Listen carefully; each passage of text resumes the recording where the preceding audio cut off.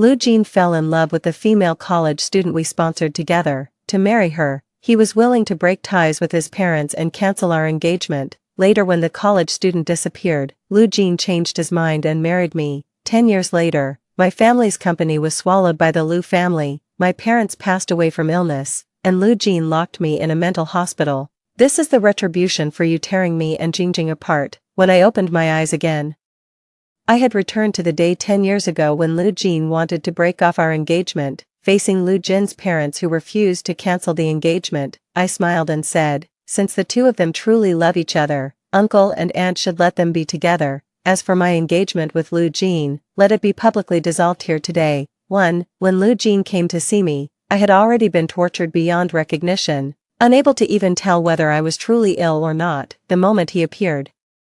I rushed toward him, desperate to ask why he had treated me this way, but before I could reach him, I tripped over the iron shackle around my ankle. Her head happened to knock against Lu Jin's feet, looking utterly disheveled. The doctor who entered with Lu Jin explained, Miss Wen is severely ill and keeps trying to escape, so we had to restrain her with chains. As he spoke, he cautiously observed Lu Jin's expression.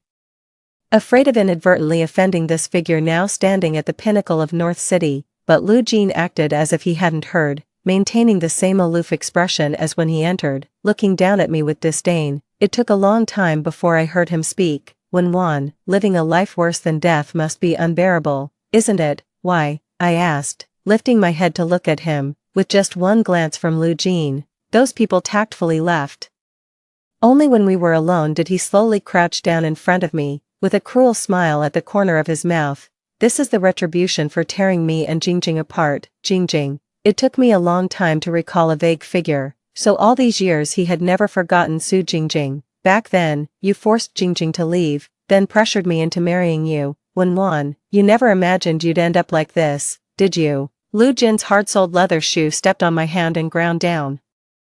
The pain made me furrow my brows. Back then, Su Jingjing clearly took Aunt Lu's money to leave, so how did it become me forcing her away now? Moreover, when I later married him, it was Lu Jin and his parents who came to plead for the union. Back then, it was clearly you and your parents who begged me to marry you. When did I ever force you? I don't know which word in my sentence angered him, but Lu Jin suddenly reached out and grabbed my throat. If I didn't marry you, would your father have stepped in to help the Lu family through their crisis? If this isn't coercion, what is? In his eyes, my father's wholehearted goodwill was somehow twisted into pressure. So you maliciously took over my father's company and destroyed my family. I stared at Lu Jin in disbelief. Back when Su Jingjing left, Lu Jin knelt before me to apologize, begging me to forgive his momentary lapse of judgment. I thought he had truly changed his ways. So out of consideration for our childhood friendship, I forgave him and agreed to marry him. Today is Jingjing's death anniversary. Lu Jin suddenly tightened his grip around my neck. Has Su Jingjing already died? Wan, go and apologize to her. Under Lu Jin's instructions, I've been forcibly medicated by them during this period. Even if I'm unwilling now, I can't muster any strength to resist. If only I could go back 10 years, that's what I thought before losing consciousness, too. The moment I saw Lu Jin rushing in with Su Jingjing, I realized I had been reborn. That's exactly how he was in my previous life. At Uncle Lu's birthday banquet, disregarding all our dignity, he directly rushed to me with Su Jingjing in tow. He said, Wan, Jingjing and I are truly in love, so I want to break off our engagement. Before I could recover from the shock of rebirth, I just stared blankly at Lu Jin's resolute expression before me. Aunt Lu standing beside me pulled me back slightly.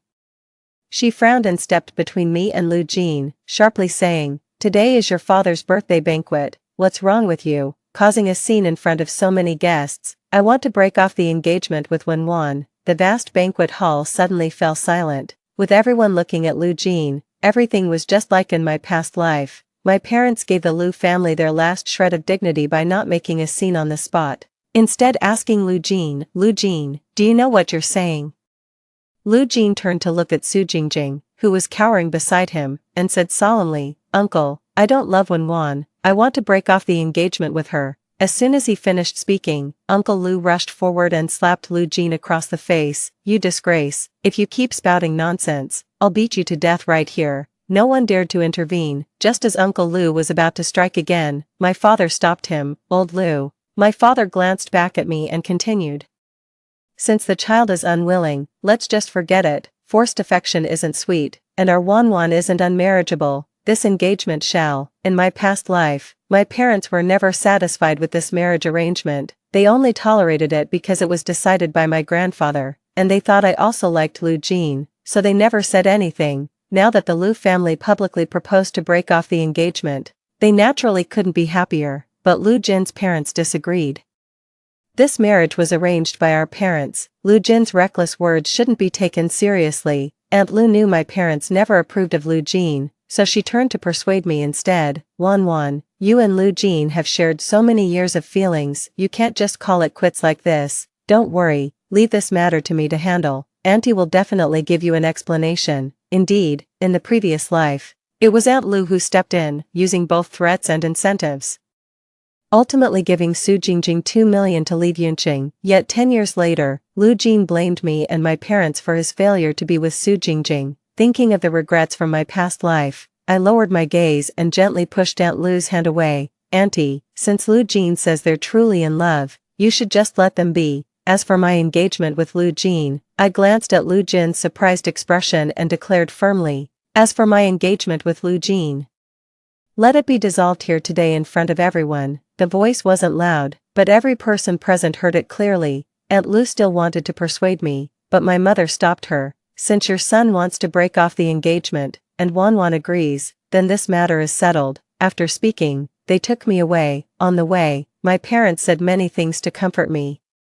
Seeing my parents after so long, my nose tingled and I couldn't hold back my tears. My father hugged me just like when I was a child. Don't cry, don't cry. Our Wanwan mustn't cry. It's just a man, isn't it? Dad will find you a better one later. They all thought I was upset because of Lu Jin, only I knew that I was grateful for heaven's favor, giving me a chance to be reborn and see my parents again. As soon as I got home, my dad mysteriously went into his study. When I passed by the study, I heard him talking to someone on the phone, and it seemed like he mentioned me. Even after being reborn, I still have nightmares from my past life. Early in the morning, I woke up from a dream in shock. I heard the doorbell ringing as I came out of the bedroom. Opening the door, I saw a man who looked both familiar and unfamiliar standing outside, although his nearly perfect facial features were still recognizable. The aura he carried was completely different from when he was 18. Little uncle, I exclaimed in surprise. Jiang Yuzhou and I stared at each other in stunned silence for a long moment.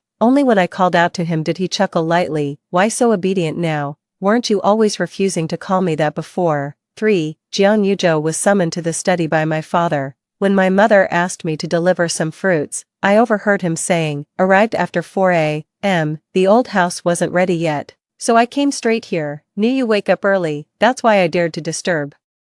Just didn't expect. It was Wanwan who opened the door. My father frowned, somewhat displeased. Waited outside for over 3 hours. Why not knock? We have guest rooms. Seeing me standing outside the door, my father suddenly stopped talking. This is Jiang Yuzhou, your grandpa Jiang's youngest son. Do you remember? He asked me. Seeing me nod, my father's smile suddenly took on a meaningful look. Good that you remember. Breakfast was made by the housekeeper. At the dinner table, my parents kept asking Jiang Yuzhou how life had been abroad all these years, with big brother and second sister around. You know how my eldest brother's temper is. Jiang Yuzhou smiled wryly, composed and elegant. I don't have much impression of Jiang Yuzhou's eldest brother. After Grandpa Jiang passed away, almost all the Jiang family members went abroad. Only Jiang Yuzhou insisted on staying in Beijing to finish high school. But Grandpa Jiang had his son late in life, so the whole family doted on Jiang Yuzhou, especially his eldest brother and second sister. So Jiang and Zhou must have been living well abroad these years. Just as my dad was about to ask something,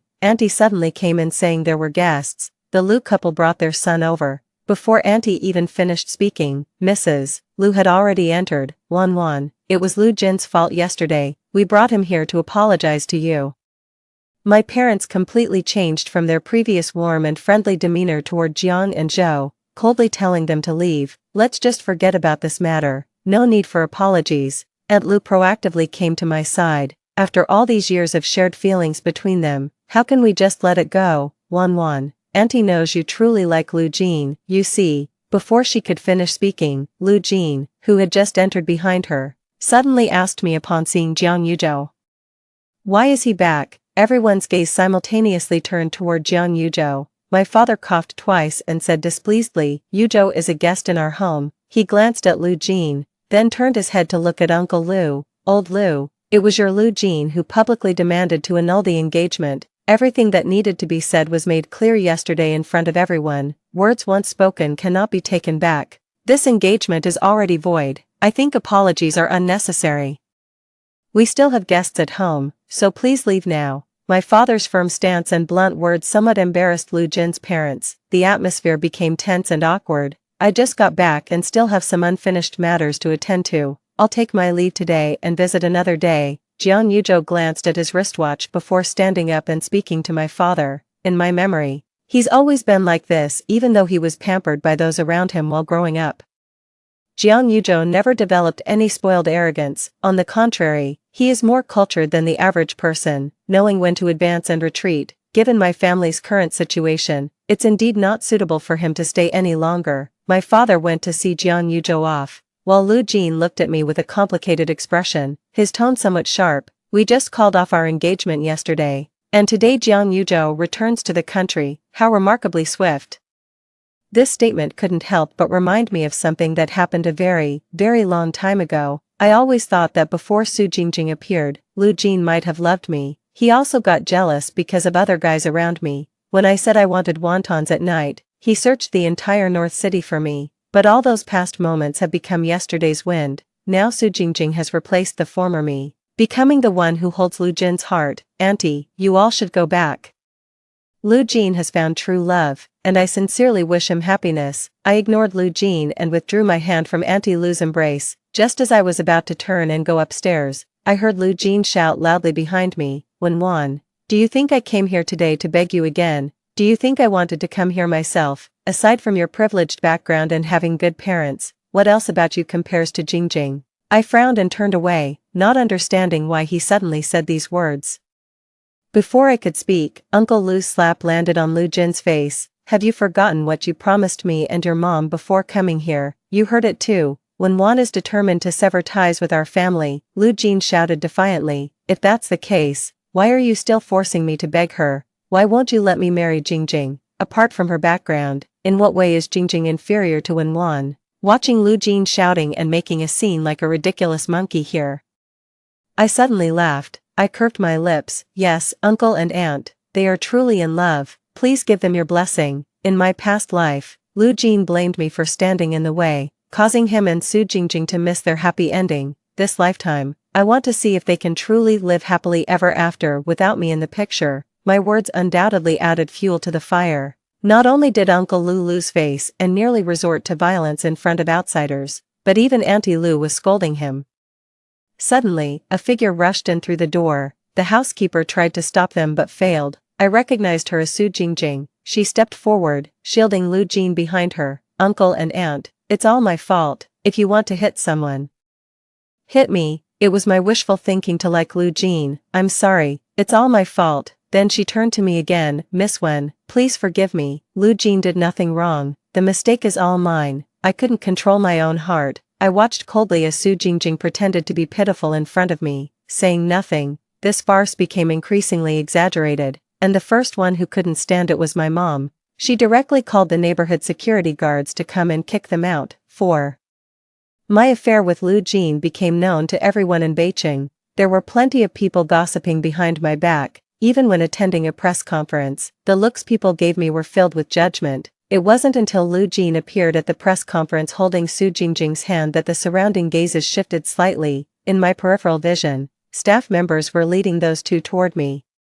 I glanced up to check the seating arrangement by the organizers. Lu Jin's seat was indeed in the same row as mine, with just one seat separating us. This front row was considered the main seating area of the press conference. After Lu Jin took his seat, Su Jingjing also prepared to sit next to him. I raised an eyebrow with a smile, saying nothing. Sure enough, the staff stopped her the next moment. "Miss, this is the main seating area. Please proceed to the guest seats at the back."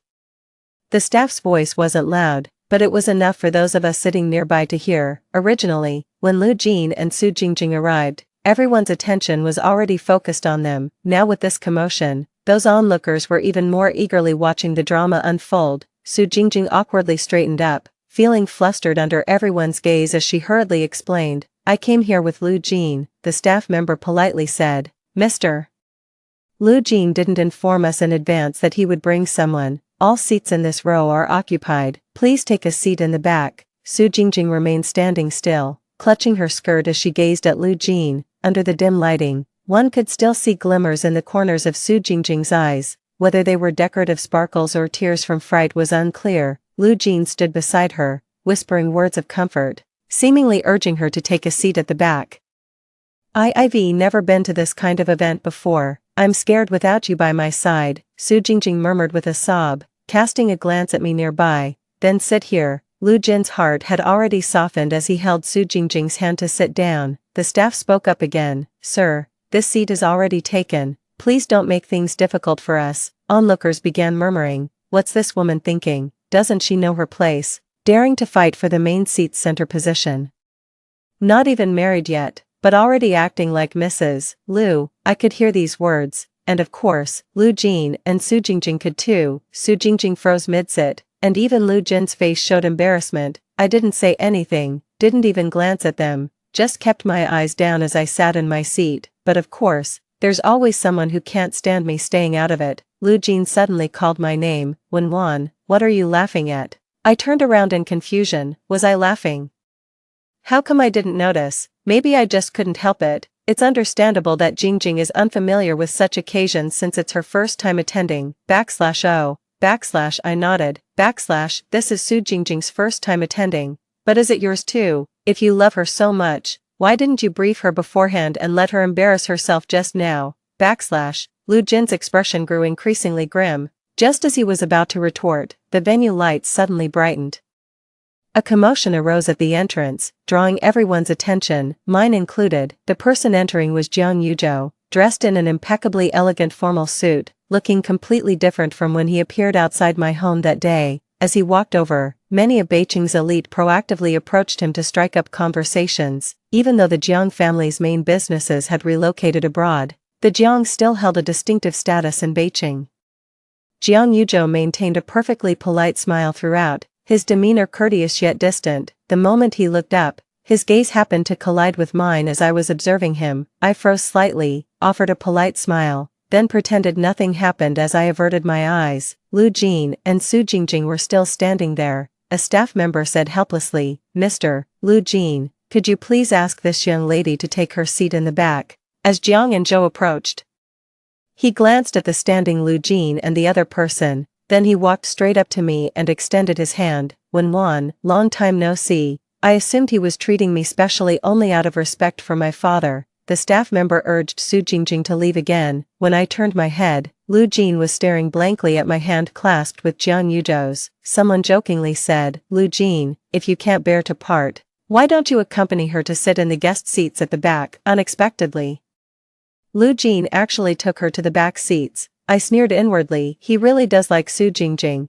It's easy to move from the host's seat to the guest's seat, but getting back might not be so simple. 5. After Jiang and Zhou appeared at the press conference, everyone was speculating about why he returned to the country. I asked my dad, the Jiang family's businesses are all overseas, so why has Jiang Yuzhou suddenly come back now? My dad gave me a meaningful look and said, he came back because he wanted to. Why do you care so much? As if suddenly remembering something, he sat back down beside me and stared at me, asking, what, do you care about him that much? I shook my head. No, I'm just a little curious. In my memory, Jiang Yuzhou didn't return to the country at this time in my previous life. I only remember that on the day I married Lu Jin, my father received a phone call, after which he seemed somewhat distracted throughout the wedding. After a long time, I heard the news of his passing from others. Come to think of it, the day of his accident was the same day as your wedding with Lu Jin. My rebirth seems to have truly changed many things.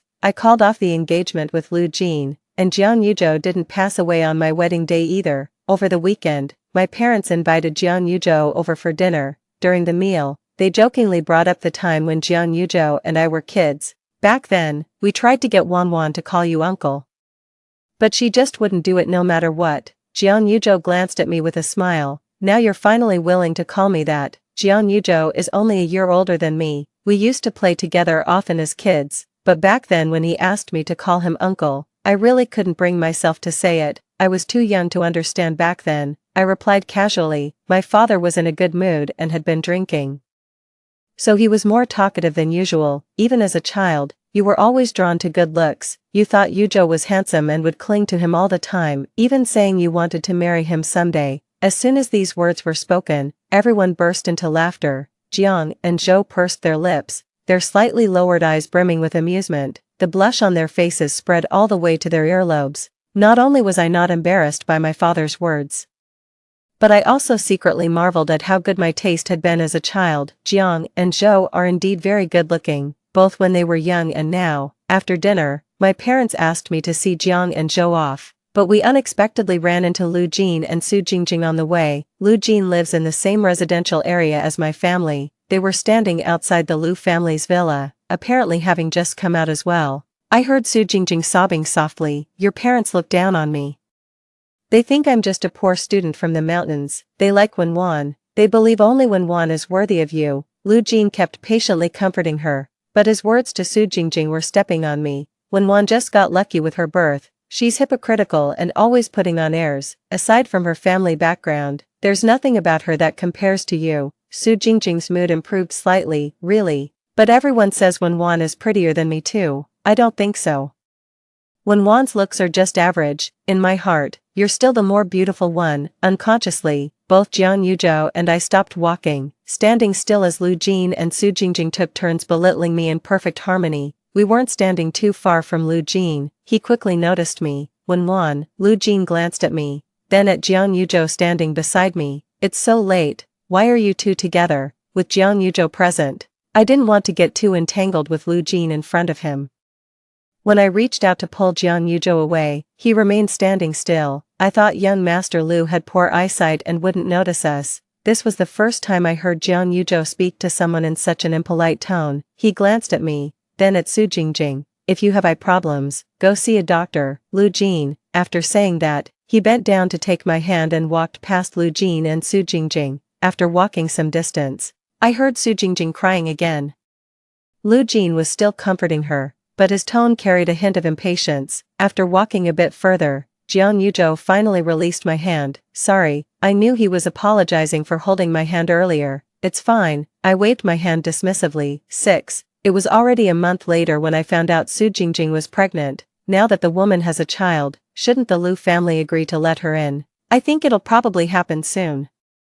The two people speaking were female companions brought by Jiang and Zhou's friends. At that moment, I was sitting on the club's sofa, half listening to their conversation. Only I knew clearly that the Lu family's financial problems were gradually emerging at this time, and Lu Jin's parents would absolutely never allow Su Jingjing to marry into the family. They were still counting on my Wen family to bail them out. When Jiang Yuzhou placed a dessert in front of me, the people at the card table behind us burst into suggestive laughter. Yuzhou, you made all of us wait just to fetch food for Miss Wen. Do I not have waitstaff here? Some of these people were wealthy heirs who had just returned from abroad, while others were old acquaintances of Jiang Yuzhou from Beijing. While they chatted, I quietly ate the dessert Jiang Yuzhou had brought me, though my ears remained attentive to their conversation, hearing them mention the Lu family.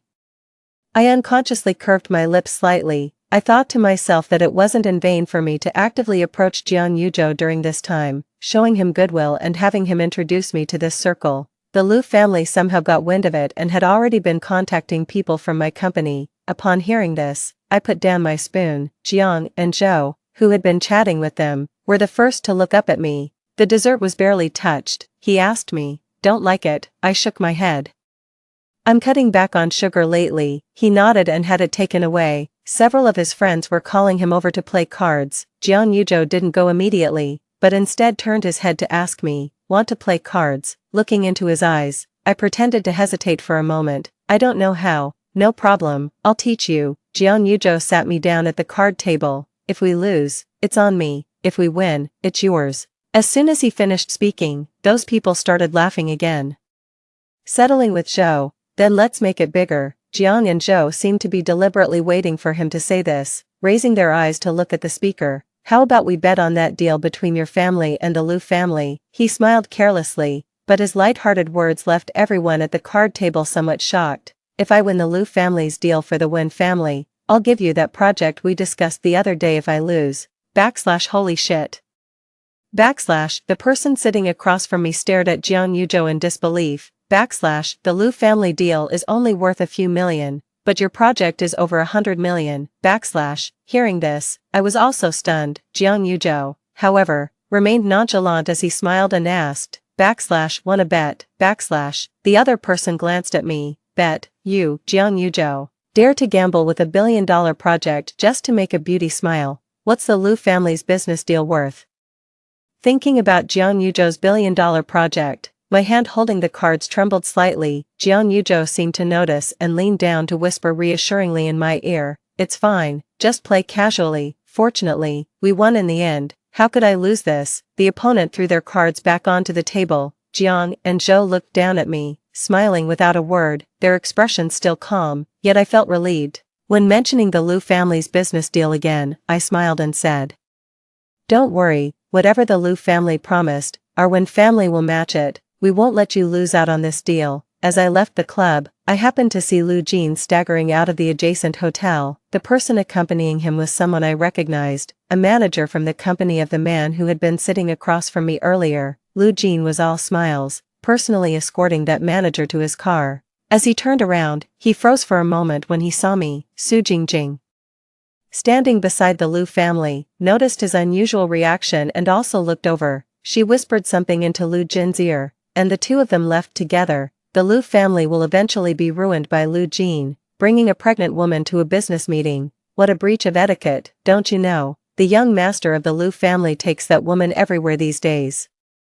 After they left, I heard the remaining people mutter disdainfully. Early the next morning, while driving to the office, I received a call from Lu Jin. "Wen, was that intentional?" I curled my lips into a smile. "Isn't this just how business works?" These were the exact words Lu Jin said to me in my past life when he maliciously took over my family's company. Now I'm returning them to him verbatim. "You're targeting me and the Liu family just because I called off the engagement, aren't you?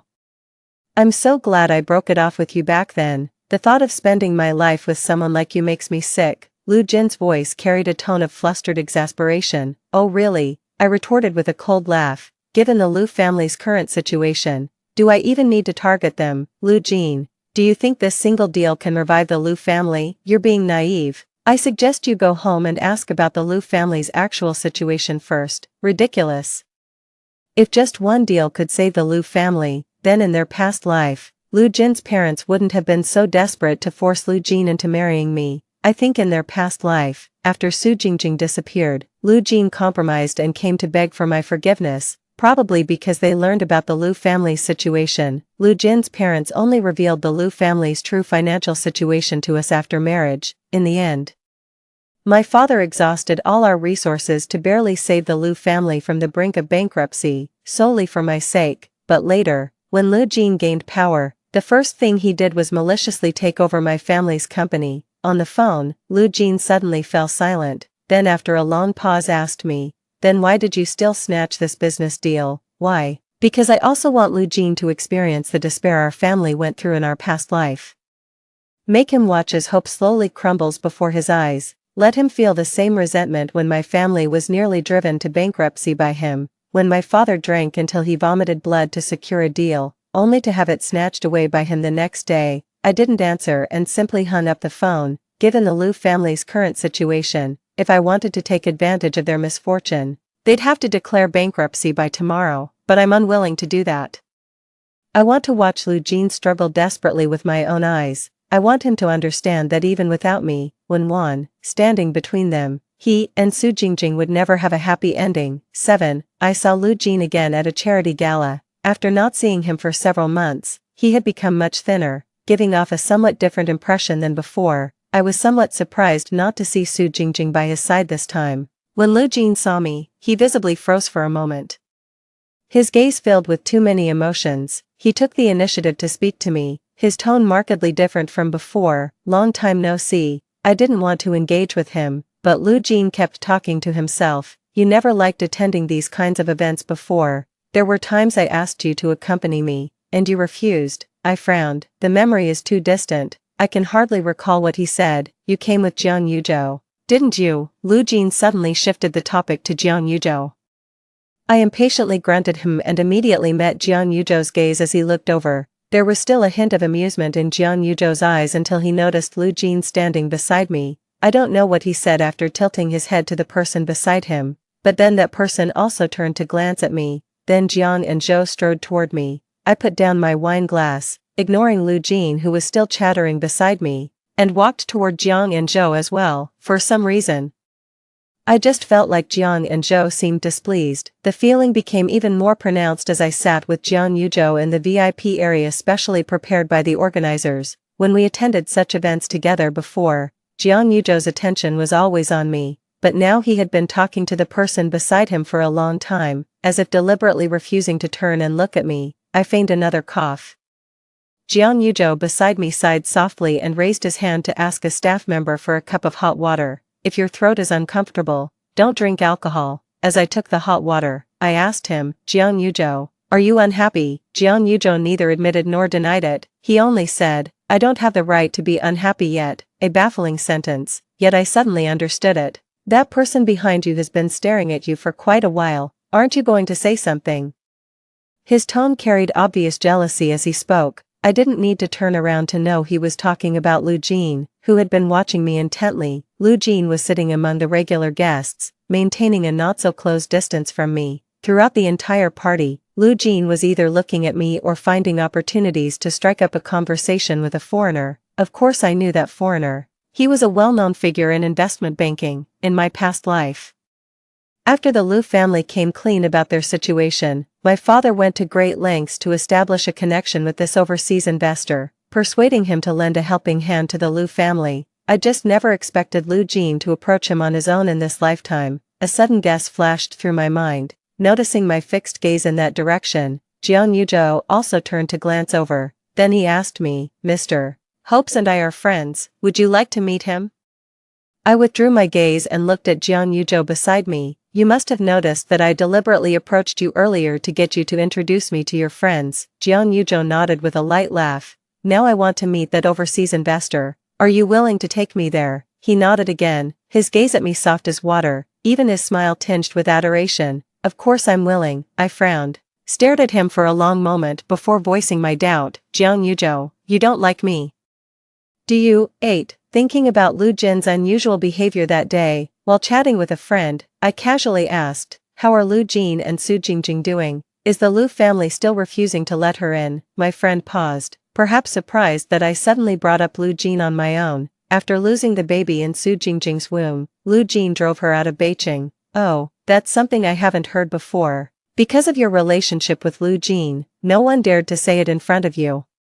The Lu family's business ran into trouble, and Lu Jin was swamped with work during that period. That Su Jingjing kept making scenes, suspecting he had someone else. During their argument, somehow Su Jingjing's child was lost. By the way, my friend suddenly asked me, "Did you know Lu Jin faints at the sight of blood?" Lu Jin faints at blood. I've known him for 2 lifetimes and never knew he had that condition. When Su Jingjing had a miscarriage with heavy bleeding, Lu Jin actually passed out upon seeing the blood. When he woke up again, everyone said he had changed. Hearing this, my heart sank. It seems my earlier guess was correct. Lu Jin might have been reborn just like me. That overseas investor we met at the gala recently has a cocktail party in North City. I begged my dad to get me an invitation. My father looked at me meaningfully and said, "Yuzhou is quite close with that foreigner. Why don't you just ask him to take you there?" "I don't want to trouble him." My father glanced at me and said leisurely, "He'd be more than happy to be troubled by you." Suddenly, the memory flashed through my mind of that day when I asked Jiang Yuzhou if he liked me. After a long silence, he finally murmured, "You only just noticed. Why is your face so red?" My dad touched my forehead. "The temperature's dropped lately, don't catch a cold." As he stood up to go upstairs, I called out, "Dad, did you ask Jiang Yuzhou to come back to the country?" My father shook his head. "That day I just told him your engagement fell through." Who knew he'd immediately book a flight back? In the evening, I received a call from Jiang Yuzhou. "Your father said you want to attend Mr. Hop's cocktail party." Recalling past events, hearing his voice on the phone suddenly made me feel somewhat awkward. After responding gloomily, Jiang Yuzhou asked, "Do you need me to pick you up tomorrow?" His low husky voice came through the phone, electrifying, sending shivers down my spine as I listened. I declined. No need, I can go by myself. There was a moment of silence afterward, and just as I was about to hang up, I suddenly heard Yuzhou call my name again, Wan. The way these two words rolled off his tongue always gave people a dazed, fluttering feeling. That day you said you'd consider me. How's the consideration going? I was like a cat whose tail got stepped on. Hurriedly hanging up the phone, those words at the time were just to brush him off. Never expected Yuzhou to take them seriously. While waiting outside for Yuzhou, I ran into Lu Jin. I turned my head away pretending not to see, but Lu Jin came over without hesitation and spoke to me. Wan, you've come back too, right? Even though I had guessed it long ago, hearing him say it now still felt unbelievable to me. The smile on Lu Jin's face dimmed slightly as he said, "You hate me, don't you?" Even without getting a response from me, he could keep talking on his own. "I'm sorry, I misunderstood you in our past life. Only after your death did I learn that Su Jingjing left because she took money from my mother. She had only approached me for money from the beginning." Wan. Lu Jin gazed at me with deep affection. "I'm sorry, can you forgive me one more time? Let's start over in this lifetime, okay? Be my wife again, give me a chance to make it up to you." I stared fixedly at Lu Jin's hypocritical face before me and said calmly, "No, what makes me obligated to forgive you?" The sorrow on Lu Jin's face deepened. "Didn't you forgive me once in our past life after Su Jingjing appeared? Wan, why can't you do the same in this lifetime? You love me, you've always loved me, so what? Does my affection deserve to be trampled upon?" Wan, Jiang Yuzhou's voice came from above me. It wasn't until he draped a coat over my shoulders that the sudden warmth made me realize my body was trembling slightly. Why wait outside in such cold weather? Jiang Yuzhou ignored Lu Jin as he expressed concern for me. I smiled and looked up at him. "Didn't you have something to do today? Why did you still come?" As he passed by Lu Jin, Jiang Yuzhou glanced at him, "Afraid you'd get entangled with some inexplicable person." After saying that, he led me inside. At the cocktail party, Lu Jin stayed close to that overseas investor the whole time, watching the smile spread across his face from afar. I guessed in my heart that he had probably reached an agreement. Lu Jin noticed my gaze, and as he looked towards me, I raised my glass and took a sip. Even I hadn't noticed the corners of my mouth were upturned. "What are you smiling about?" Wan, Jiang Yuzhou suddenly asked me. He stayed by my side all evening, so none of my little actions escaped his notice. Jiang and Zhou rubbed their fingertips together, lowering their eyes as they murmured, "I thought you came here to disappoint Lu Jin." His mood suddenly turned somber. Even the light in his eyes when looking at me dimmed slightly. Wan, you still can't bear to let go, can you? Do you still like Lu Jin? 9. As I expected, Lu Jin's parents eventually came to beg my father. After all, overseas investors aren't fools either. They wouldn't just throw hundreds of millions at Lu Jin based solely on his words. They're asking for financing. But where can we find so much money right now? "In-law, you're the only one who can save our family now," my father said with a dark expression. "Old Lu, our two families have already cancelled the engagement. Let's not call each other in-laws anymore. As for what you mentioned, give me 2 days to think about it." After seeing the guests off, my father asked me, "If you still like Lu Jin, Dad will definitely find a way to help them. But Wan, you need to think carefully. Having lived 2 lifetimes, it seems everyone believes I'm hopelessly in love with Lu Jin, but I know deep down that my feelings for him aren't that strong either." I took a sip of water and urged Dad to agree. "Since the Lu family is failing, let's invest some money to acquire Lu Corporation. This way, all the investments Lu Jin has painstakingly secured during this period will become stepping stones for me." They'll agree. There are only a few in Beijing with the capability to take over now. If they refuse, the Lu family will have no choice but to declare bankruptcy and shoulder massive debts. My father was stunned and asked me, "When did you become so knowledgeable about business matters?" I smiled without offering further explanation. "Our Wan has truly grown up," my father said while wiping away tears. "If you can let go of Lu Jin, your father will be at ease." He said earnestly, "That overseas investor is a friend of Zhou. Even he thought you'd save the Lu family because of Lu Jin." I suddenly realized it had been a long time since I last saw Jiang Yuzhou. At the last cocktail party, he seemed to have misunderstood something. Without waiting for my explanation, he left without looking back, only having the driver take me home. Wan. My dad said to me, "If you don't like Lu Jin anymore, would you consider Yuzhou?" let me tell you today, Yuzhou has liked you for many years. Back then, he insisted on staying in Beijing to finish high school because of you. Later, after the college entrance exams, when you got together with that Lu family boy, he went abroad. I froze for a moment. In high school, someone did say that Jiang and Zhou liked me, but I couldn't believe it back then. Not just because I was engaged to Lu Jin, but also because I always thought someone as perfect as him couldn't possibly like anyone. He should never have worldly desires, always standing at the top with a pure and detached heart. At that time, I probably idealized Jiang and Yuzhou to a godlike extent. Did you and Yuzhou have a fight? My dad suddenly asked again. I remained silent. In the evening, I didn't know where my parents went. They never came home. When the doorbell rang, I thought they had returned, but the person standing outside was Jiang Yuzhou. He looked somewhat anxious, carrying a package in his hand, clearly having come straight from work. What brings you here? Your parents said you're sick. He and I spoke at the same time. After learning the whole story, Jiang Yuzhou and I exchanged a knowing smile. As he was about to leave, I called out to him, Jiang Yuzhou. Jiang Yuzhou turned back and looked at me, waiting for me to continue. That day you asked me if I still liked Lu Jin. I paused. Now I'll answer you. I don't like him, not at all. My dad was right. The temperature has dropped recently. That's why when Jiang Yuzhou suddenly rushed over and hugged me, I felt his embrace was so warm. Why explain to me? He buried his head in the crook of my neck, his voice muffled as he spoke. Because I don't want you to misunderstand. 10. On the day of signing the contract with the Lu family, neither Mr. nor Mrs.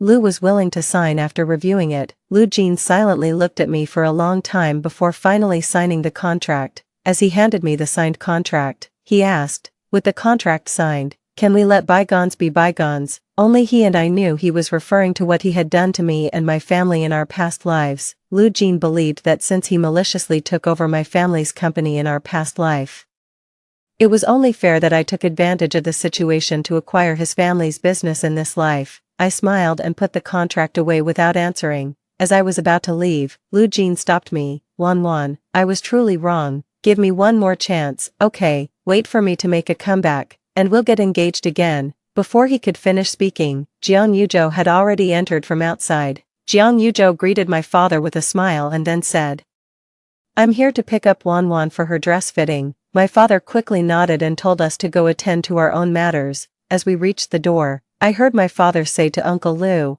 our Wan is getting engaged to Yuzhou. You're all welcome to attend the engagement banquet when the time comes. Upon hearing this, Lu Jin suddenly rushed out like a madman to stop me and Jiang Yuzhou. Wan, you can't get engaged to him. What right does he have to be engaged to you? I said. Because he's my social equal. Lu Jin, after today, you won't even have the right to appear before me again. 11. When I saw the trending topic about Lu Jin, my engagement banquet with Jiang Yuzhou hadn't even ended yet. Hashtag Su Jingjing's body discovered. Hashtag police have obtained evidence of Lu Jin's murder. Hashtag Lu Jin arrested and imprisoned, after learning that Lu Jin had been reborn. I guessed he wouldn't let Su Jingjing off, so I've been secretly searching for her whereabouts. What are you doing here? Jiang Yuzhou found me outside the villa. He glanced at my high heels. Are you tired? I shook my head. It's too stuffy inside. I came out for some fresh air. Yet Jiang and Zhou still gripped my waist, lifting me to sit on the corridor's handrail. Wait here for me. When they returned, Jiang and Zhou were holding a box. As I was guessing what was inside, he opened it right in front of me. Inside was a pair of exquisitely crafted little leather shoes. Jiang and Zhou bent down to put them on for me. The shoes were made of soft leather, fitting perfectly and very comfortable. When did you buy these? I asked him. Jiang and Zhou smiled, his tone light. When I saw them before, I thought they'd look good on you, so I bought them. The doctor who entered with Lu Jin explained, Miss Wan is seriously ill and keeps trying to escape, so we had to restrain her with chains. It wasn't until I went abroad with Jiang and Zhou to sort through his belongings that I realized everything he said was true. In the Western-style house he lived in, apart from a bedroom and study, all other rooms were filled with things he had bought for me over the years. There were expensive jewelry, exquisite dresses, high heels, and many expired lipsticks. Why didn't you send these back home to me after buying them? I asked him when I saw those items. Jiang Yuzhou smiled as he took the gemstone necklace from the display cabinet and personally fastened it around my neck. At that time, I thought you liked someone else. His voice was slightly hoarse, so I didn't dare disturb you. It's evident that Jiang and Zhou are trying hard to conceal their sorrow. I stepped forward and wrapped my arms around his waist. Mr. Jiang, I'll be troubling you a lot from now on. Jiang and Zhou pulled me into an embrace. I heard his clear voice by my ear. Carrying a hint of laughter, he replied to me, very well, Mrs. Jiang. Story 2. I'd been sworn enemies with Pei Ku for an entire lifetime. Even after we got married, we kept annoying each other. He accompanied his first love to a diamond ring store, while I went to the aquarium with a young college student. But when a freight truck came crashing towards us, he stepped in front of me to shield me, reborn in a new life. I decided not to compete with him anymore and to fulfill his wish to be with his first love. The unruly young man's eyes turned red for the first time. Xie Qiao, if you want to get rid of me, try in your next life. 1. I opened my eyes. The blackboard filled with white chalk writing was blocked by a tall figure. Pei Ku's sharp and flamboyant face, wearing a provocative smile, came into my view. I felt a bit dazed. It had probably been more than a decade since I last saw him in a school uniform. The blue and white jacket was unbuttoned, and his thick eyebrows were slightly arched. Upon closer inspection, there was a very faint scar at the peak of his eyebrow, adding a bit of an intimidating aura to him. He still looked as annoying as ever. My deskmate said angrily, Pei Ku, you're stealing Xie Qiao's notes again. Aren't you ashamed to get first place by such means? That's when I noticed. He was holding a pink notebook in his hand and was tossing it around playfully. He curved his lips unruly. It's the people who can't get first place that should be ashamed. Just then, a sweet female voice rang out gently, Pei Ku, don't be like this. What girl would like a boy who likes to bully others? The white collar of a shirt peeked out from the girl's school uniform jacket, and the drawstring of the linen fabric was tied into a cute bow. She was like the bright and beautiful campus heroine in a youth idol drama. It was Bai Ji, Pei Ku's deskmate and also his future first love. The belle of the computer science department at University A. I didn't have a deep impression of her. I just remembered that she had liked Pei Ku since high school and often followed him around. After the college entrance examination, she and Pei Ku both applied to University A. The last time I saw them was through the transparent glass of a gold store, where I saw her following Pei Ku as they were choosing a ring. After saying that, Bai Ji lowered her head shyly, gently tucked a strand of hair behind her ear, and revealed a sweet smile. For some reason, after hearing her words, Pei Ku was slightly stunned. Then he turned his head awkwardly and his eyes landed elsewhere. He said viciously, do I need her to like me? Also, what's that smell on you? Bai Ji smiled shyly and explained, this is the natural fragrance of a girl. You boys might not understand. I've had it since I was a child. It stinks. Bai Ji's smile froze on her face. What an idiot straight man, I silently scolded in my heart. Pei Ku turned his gaze back to me and continued the mockery he hadn't finished. Xie Qiao, listen to me. If you just rely on rote memorization to study science subjects, you might as well not waste your time on the college entrance examination. He had always been sharp-tongued, to the extent that he could probably poison himself just by licking his lips. If I were still 18 years old, I would have already kicked him by now, but now I suddenly felt a bit tired. Too, Pei Ku and I had been sworn enemies since we were children. We would compete in everything. When we played house as children, we would compete to be the emperor. When we were studying, we would compete to be the first. When we were in relationships, we would compare our partners. If he dated the department belle, I had to date the campus heartthrob. We even competed to see who would get married first. Unfortunately, on the day we were supposed to get the marriage certificate, my fiancé ran away with his childhood sweetheart. I grabbed Pei Ku, who was standing nearby and giving me the middle finger in mockery, and dragged him into the Civil Affairs Bureau. I took out my household registration book and slapped it on the counter. Do you dare to get a marriage certificate? Whoever doesn't dare is a coward. He got angry and also took out his household registration book, and said stubbornly, let's get it then. After that, we started a 5-year life as a resentful couple. On our 5th wedding anniversary, he accompanied his first love to a diamond ring store, while I went to the aquarium with a young college student. We both had a bright future. If it hadn't been for that freight truck that crashed into us, I would probably never forget that scene. A huge shadow suddenly loomed over us. In my ears was the ear-piercing screech of the wheels violently rubbing against the asphalt road. Pei Ku almost instantly turned the steering wheel. The car body rotated 90 degrees, and the freight truck crashed into his side. When the huge crashing sound rang out, He hugged me tightly in his arms. Unfortunately, it didn't help much. In the end, we both died in the car accident. On the verge of death, he gently put his lips next to my ear. His voice was weak, but filled with a thick sense of self-mockery. Xie Qiao, let's not be a couple in the next life, I instinctively wanted to retort. Who wants to be entangled with you for another lifetime? But my throat was blocked by the blood qi, and I couldn't say it out loud. Finally, he let out a soft sigh. It seemed like regret, and also like a pity. I completely lost consciousness. Now, seeing his face again, I just felt a sense of melancholy. This handsome and unruly face was worlds apart from the resentful husband appearance he had after we got married in the previous life. Standing beside him, Baiji really made a handsome man and a beautiful woman, a perfect couple. My heart was slightly touched. I suddenly didn't want to compete anymore. In the previous life, I lived too competitively and forgot that life was short. I destroyed Pei Ku and also destroyed myself. At the last moment of his life, he was probably regretful. Instead of being with the person he loved, he was painfully entangled with me for a lifetime. In the end, he didn't meet a good end. With a determined look in my eyes, I stood up from my seat. The mockery in his eyes became even stronger. He seemed determined not to give up, but I calmly said, I don't want it anymore. He was stunned, and his eyebrows furrowed slightly. What do you mean? I looked up, looking straight into his cold eyes. I said firmly, I won't compete with you anymore, Pei Ku. From now on, we'll go our separate ways. I don't want to compete with you for anything anymore. Reborn in this new life. I don't want to be a vicious woman from a young age anymore. I want to live a happier life. 3. Pei Ku sneered and turned around to leave. Obviously, he didn't believe what I said. I stuffed the notebook he returned into the drawer. I said to the girl who was still standing there, Baiji, thank you. She was stunned for 2 seconds. Then she clenched the hem of her clothes, and her eyes were flustered. You, what did you say? I blinked. I said thank you for speaking up for me just now.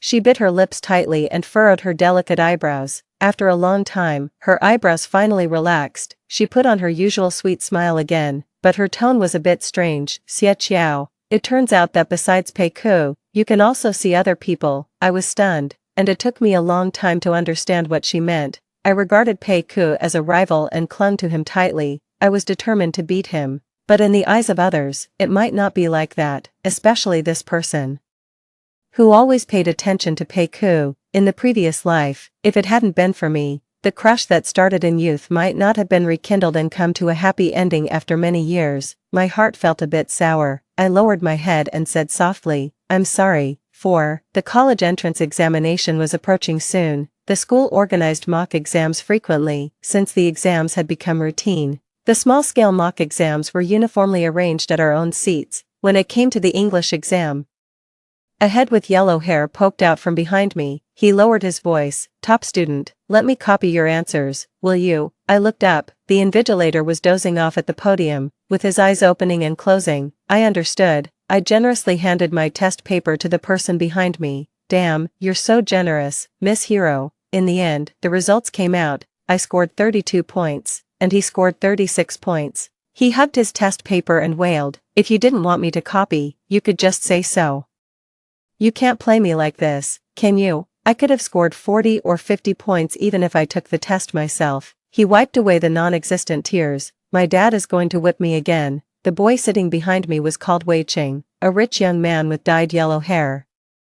Because his family donated a building to the school, even if he dyed his hair green, the teachers would turn a blind eye. I flipped through the test paper. I asked curiously, you copied mine, so why did you score higher than me? He looked half dead. I was afraid of getting a perfect score, so I changed several answers. Well, you were lucky. He wailed even louder. I asked him, your family is so rich. Why don't they send you to study abroad instead of making you take the domestic college entrance examination? Wei Qing covered his head in pain. Sis, with my English score, do you expect me to be a mute abroad? Why should I spend money to suffer? Isn't it better to be a laid-back rich second generation in China? Anyway, my family is just an upstart. They'll think it's a great honor if I can get into a university. I nodded. No wonder his dad spent a lot of money to get him into class 1. Your total score in this mock exam is 255 points. The cutoff score for the third batch of science majors in undergraduate colleges last year was 357 points.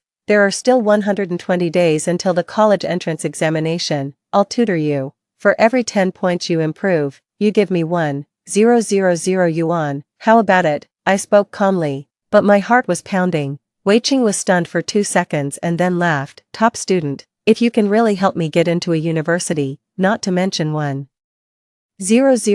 yuan for every 10 points, even if it's 10,000 yuan, I can afford it. My parents will also give you a big red envelope and be grateful to you. My lips were pressed tightly together, under the desk where no one could see, my palm clenched into a fist. Then it's a deal. He scratched his head. But, are you really sure you can help me improve my score by that much in 4 months? I looked at him and said calmly, you still have a lot of room for improvement. He pulled a long face.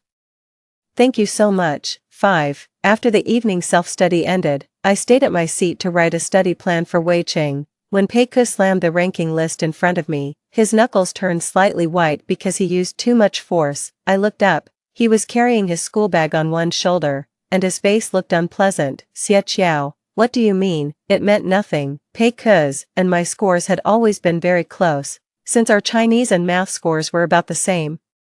I was better than him in English, and he was better than me in comprehensive science, so I gave up on getting a full score in English. I said calmly, I'm giving the first place to you. Isn't that good? He laughed out of anger. Do I need you to give it to me? Even if you get 150 points in English, I'll still beat you by 2 points this time. He raised his eyebrows triumphantly. I lowered my head and continued writing the plan. I perfunctorily said, He felt like he had punched the air. He exuded a faint sense of restlessness, until a classmate came over and casually put his arm around his shoulder. That person, who loved to watch the excitement, said with a gossipy look on his face, you two almost fought over a question before, now you're even giving up the first place. Brother Pei, could it be that Xie Qiao likes you? Both Pei Ku and I froze. The tip of my pen stopped on the paper, leaving a very dark ink mark. The tips of his ears turned slightly red. He kicked the person away and pretended to be fierce. Do I care if she likes me? But his eyes flitted across my face several times uneasily. All right, stop writing. He forcefully closed my notebook and put it into my school bag. Then he skillfully picked up the school bag. His ears were so red that they seemed to be bleeding. I'll walk you home. I stood up and quickly snatched the school bag from his hand. I looked straight into his eyes firmly. No need, Peiku, I don't like you. I hope you don't misunderstand. His hand froze in midair. His expression also turned cold. It was as if time stood still at that moment. My eyes swept over Bai Ji, who was half exposed outside the door. Her hand was tightly gripping the door frame, standing in the wind. She seemed to be on the verge of falling. Bai Ji is still waiting for you at the door. Don't keep her waiting for too long. I picked up my school bag and didn't look back. I quickly walked out of the classroom. Peiku.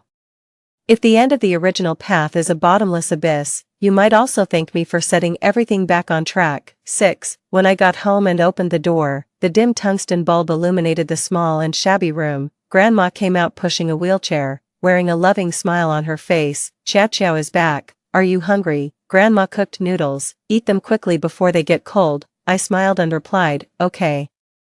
I put down my school bag and sat at the old wooden table that was full of scratches and grease stains. I wolfed down the noodles cooked by Grandma. In my ears was Grandma's nagging concern, but my eyes looked through the yellowed glass window and landed on the small Western-style house not far away. That was Peiku's home. I hated Peiku. I hated him from the first moment I saw him. On the day the Pei family moved in, I was standing behind this glass window. I saw him get out of a beautiful car.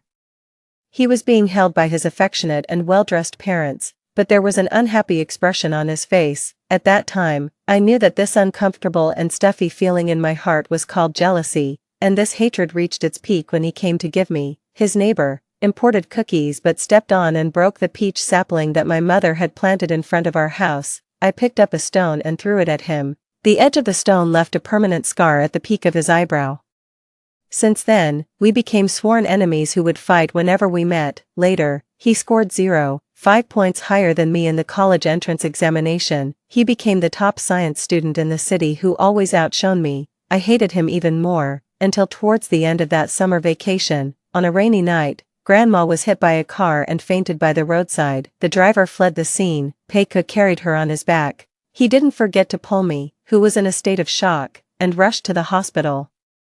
Outside the operating room, he stood beside me. He was completely soaked, and his messy hair hung down in front of his forehead. He pressed his lips tightly together and looked at me, who was crying hysterically. Without saying a word, after a long time, he said, "I'll go pay the fees." I stared at his retreating back in a daze. That stuffy feeling echoed in my heart again. That day, I realized, it wasn't just jealousy, but also a sense of inferiority, and that inferiority took root in my heart. It feeds like crazy on love. Eat fast. Below shows a piece of white and yellow belly poached eggs. I look down. The tears keep falling, on time, in harping on the rest of my life. Sometimes I also forget. Hate him, love him. 7 in the classroom. Wei Qing covered his ears in pain. He tried to block out the sound of me reciting words, treating it like the chanting of the monk Tang in the story, and ignoring it. I stopped. When he put down his hands covering his ears, I continued to recite. Top student, I admit I was wrong. I shouldn't have wasted time on studying. Why do you have to try to help this piece of mud that can't stick to the wall? I was grading his English composition with a frown. Without even looking up, I said, "For money?" He asked nonchalantly, "Are you really that short of money?" I nodded and replied casually, "A father who died early, a mother who remarried, a paralyzed grandmother, and a broken her. Ah, no, it's me, so I'm really in need of money." Wei Qing was stunned and put away the cynicism on his face. He opened his mouth but didn't say anything for a long while. His expression was tangled and changing. Finally, he stretched out a palm and placed it on my shoulder. His eyes turned slightly red and he said, "Top student, I will definitely study hard with you and strive to get into university." I was just about to pat the little rich guy's head with relief. A cold and low voice sounded from behind. "What are you two doing?" I looked up. Peika's face was stern, and his lips were tightly pursed. There was no emotion in his ink-black eyes. Peika and I hadn't spoken to each other for several days. Hearing his voice again, it even felt a bit unfamiliar. In the past, because of the competition everywhere, Peika and I seemed to be tied together. Now that I took the initiative to avoid him, I realized that we were just classmates with very little fate. Because of the heavy academic workload, we might not even see each other very often. I averted my gaze. Classmates helping each other. Is there a problem? He gritted his teeth and said in an unfriendly tone, "Helping each other. What can he, who got 250 points in the exam, help you with?" "Hey, it's 255 points, Wei Qing interrupted. Peika didn't look at him but just stared at me intently. "If you want to help each other, why didn't you come to me? You can still improve in comprehensive science, and I can help you." He lowered his eyes and carefully reached out his hand. He seemed to want to grab my wrist. His tone also softened. "If you're angry with me for taking your notes last time, you can scold me a few times. Don't ignore me." Xie Qiao. Baiji appeared just in time and interrupted him. "I have a physics problem that I don't quite understand. Can you teach me?" She held the test paper in her hands, blinked her almond-shaped round eyes, and pleaded softly. Peika frowned and said unceremoniously, "I'm sitting right next to you. Why are you asking her? Bring the test paper here. I'll teach you. Don't come to her in the future." He glanced at me and finally retracted his hand. He returned to his seat. Baiji's originally tense face relaxed.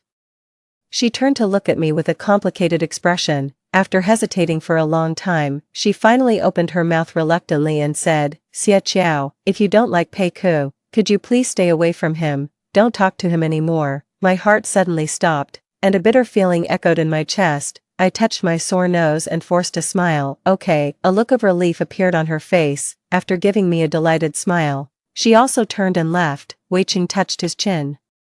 With a look of watching the drama, he said, "Why do I feel that these two people are a bit strange?" I lowered my eyes. "They do seem quite a match, Wei Qing." "I don't think so." I put away my pen and handed the composition book to him. "Then you have bad eyesight. That's why you wrote house instead of horse. Your house can run, right?" Out of the corner of my eye, the figures of the two of them walked away side by side. A slight bitterness welled up in my heart. Peiku, without my entanglement, you will be able to lead a better life smoothly, and I also have my own path to pursue. 8. Peika got into a fight with others. On the road I must pass on my way home. When I squeezed through the crowd, I saw that he had a bruise on his face, but he had knocked down 5 or 6 hooligans. Baiji stood behind Peiku. Her delicate body couldn't stop shaking. There were still dry tear stains on her frightened face. Some students from the same school beside them exclaimed, "Rescuing the beauty like a hero, so cool." I told you a long time ago that Pei Ke and Bai Ji are a couple. You didn't believe it. The CPI ship is real. I was just about to back out of the crowd, but Bai Ji came over first and took my arm. Her eyes were moist, and she looked up at me pitifully. Xie Qiao,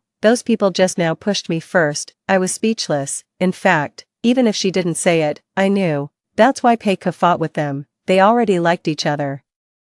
How could Pei Ke bear to see her being bullied? In fact, Bai Ji didn't need to regard me as a love rival and repeatedly assert her sovereignty. I was just about to find an excuse to leave, but she held my arm even tighter, her delicate and soft body pressed closely against my arm. She wiped the tears that had already dried with her sleeve and said aggrievedly, Xie Qiao, Pei Ke fought so fiercely. Will he be violent at home in the future? 9. What are you two talking about? Pei Ke came over. There were still some green and purple bruises on his face. Those hooligans had already gotten up and run away. It was already late at night, and the crowd quickly dispersed. Bai Ji said in a sweet voice, I was saying, Pei Ke, thank you for standing up for me today. Pei Ke lowered his eyes. His gaze quickly swept over me and then awkwardly landed elsewhere. If it wasn't because they said Xia, his face turned slightly red. Forget it.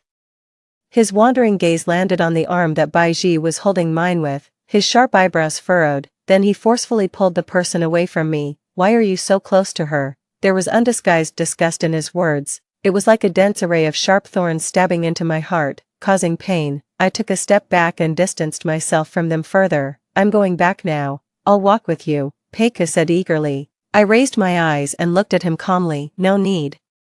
I don't want people to misunderstand. His face turned a little pale. After a long time, he gritted his teeth and said, Xie Qiao, are you in a puppy love with Wei Qing? I was stunned. During this period, Wei Qing and I had indeed been getting closer. I lowered my head, lowered my eyes, and didn't look at him. It's none of your business. Then I turned around and left. Only the thick night shrouded and engulfed his lonely figure, leaving behind a pair of gloomy eyes that lost all their color in the dim moonlight. 10. Because of my deliberate estrangement, the relationship between Pei Ke and me completely cooled down. There is a century-old ancient tree beside the school playground. In summer, its crown is huge, and its branches and leaves are lush, just like in the previous life. 1 week before the college entrance examination, according to tradition, the grade director organized us to write our target universities on pieces of paper and hang them on the branches. I looked at the white piece of paper on the table. The tip of my pen paused for a long time. Which university do you plan to apply for? Pei Ke's casual voice suddenly sounded beside me. I raised my eyes, then I saw his cold eyes. With a hint of concentration, he averted his gaze and sneered. There was a touch of disdain between his eyebrows and eyes. Don't get me wrong. I just don't want to go to the same university as you. The choices in front of Pei Ke and me were either University A or University B. Pei Ke still had that arrogant and flippant look on his face, but his hand resting on the edge of the table tightened a bit, and his knuckles turned slightly white. This scene slowly overlapped with the distant memory of the previous life. In the previous life, when I wrote University A on the piece of paper, Pei Ke said the same thing. It was just that on the rainy night after the college entrance examination, that little hidden feeling in my heart was awakened. When filling out the college application, I somehow chose University B, but for some reason, Pei Ke went to University A. The next time we met, it was across a street. I watched as Bai Ji got out of his car, and the two of them walked side by side, so that later, when he and I frequently met in events such as the college debate competition and the Securities Business Cup, his hostility remained undiminished, and I added new hatred, and Bai Ji stayed by his side from beginning to end, until she graduated from university and went abroad to study. I finally got out of this swamp of inferiority and awkwardness completely, but later, when we were working, Pei Ke and I joined the same investment bank. Since then, we have been entangled with each other repeatedly. In this life, I still wrote the name of University A on the piece of paper, but in my heart, I made up my mind. I want to stay as far away from Pei Ke as possible. 11. In the afternoon after the college entrance examination, the thick dark clouds hung low, and the air was humid and stuffy, making people feel breathless. I refused the class graduation party and left the class group. Pei Ke quickly sent me a message. I blocked him casually, then I walked quickly towards home, fearing that it would suddenly rain heavily. When I opened the door, my grandmother was sitting in front of the TV, waving a palm leaf fan. There was a suitcase in front of her, which I had packed last night. With my almost oppressive tutoring, Wei Cheng's grades had risen rapidly, especially in English. Wei Cheng's parents were grateful to me and took the initiative to offer to take my grandmother to the UK to treat her old leg injury, and in return, whether Wei Cheng eventually reached the undergraduate admission line or not, I would go to study in the UK with him as an accompanying student.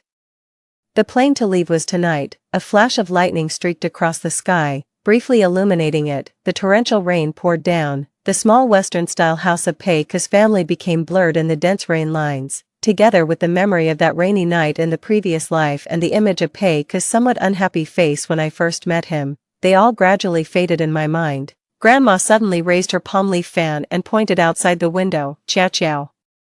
Isn't that your classmate? He looks like Xiao Ke next door. It's raining so heavily. Quickly let him in and sit down. My heart trembled. I turned my head and just met Pei Ke's wet eyes through the glass window. I opened the door. He was already standing at the door. He was soaked all over, gasping for breath, and staring at me intently. The originally blurred memory swept over me again, violently crashing into my nerves. My voice trembled slightly. What are you doing here? He opened his mouth, and his voice was a bit hoarse, as if suppressing a lot of emotions. Are you leaving? You're going to the UK with Wei Cheng, right? I frowned. Did Wei Cheng tell you? His eyes turned cold. If his family still wants to continue doing business in Hu City, they can't be too disrespectful to the Pei family. Pei Ke's parents were both engaged in politics in Hu City and held high positions. He said eagerly, if you need help, why didn't you come to me? Obviously I suddenly felt a bit powerless. It was as if I had returned to the time when I was 7 years old.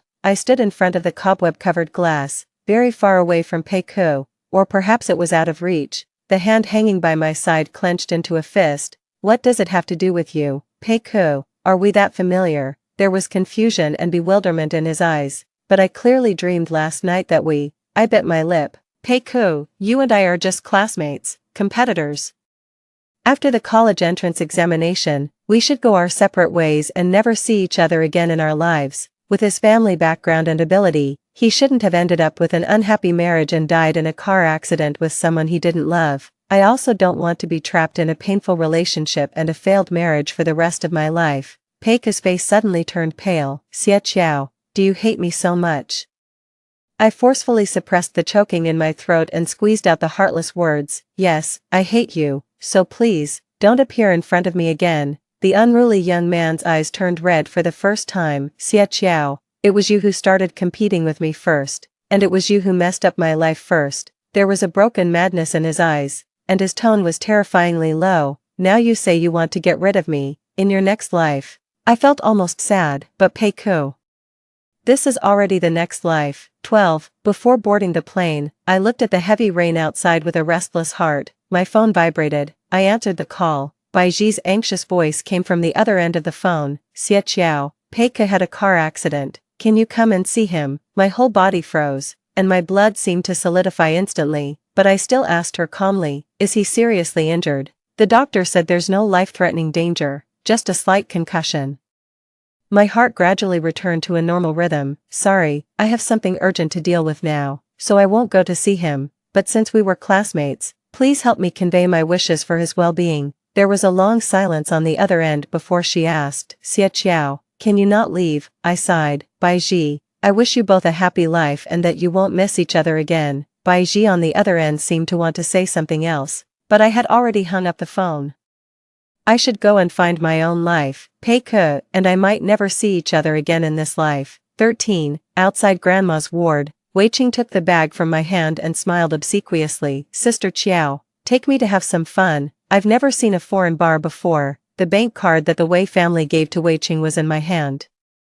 His expenses were jointly supervised by me and Wei Cheng's parents. It was just to prevent him from indulging in a life of luxury and debauchery abroad and getting involved in bad things. He just reached out his hand, ready to massage my shoulders and back to curry favor with me, but the door of the ward suddenly opened. A strong arm stretched out and pulled me over. A suppressed and cold voice sounded from above my head. Why don't I go with you? My spoken English is also quite good.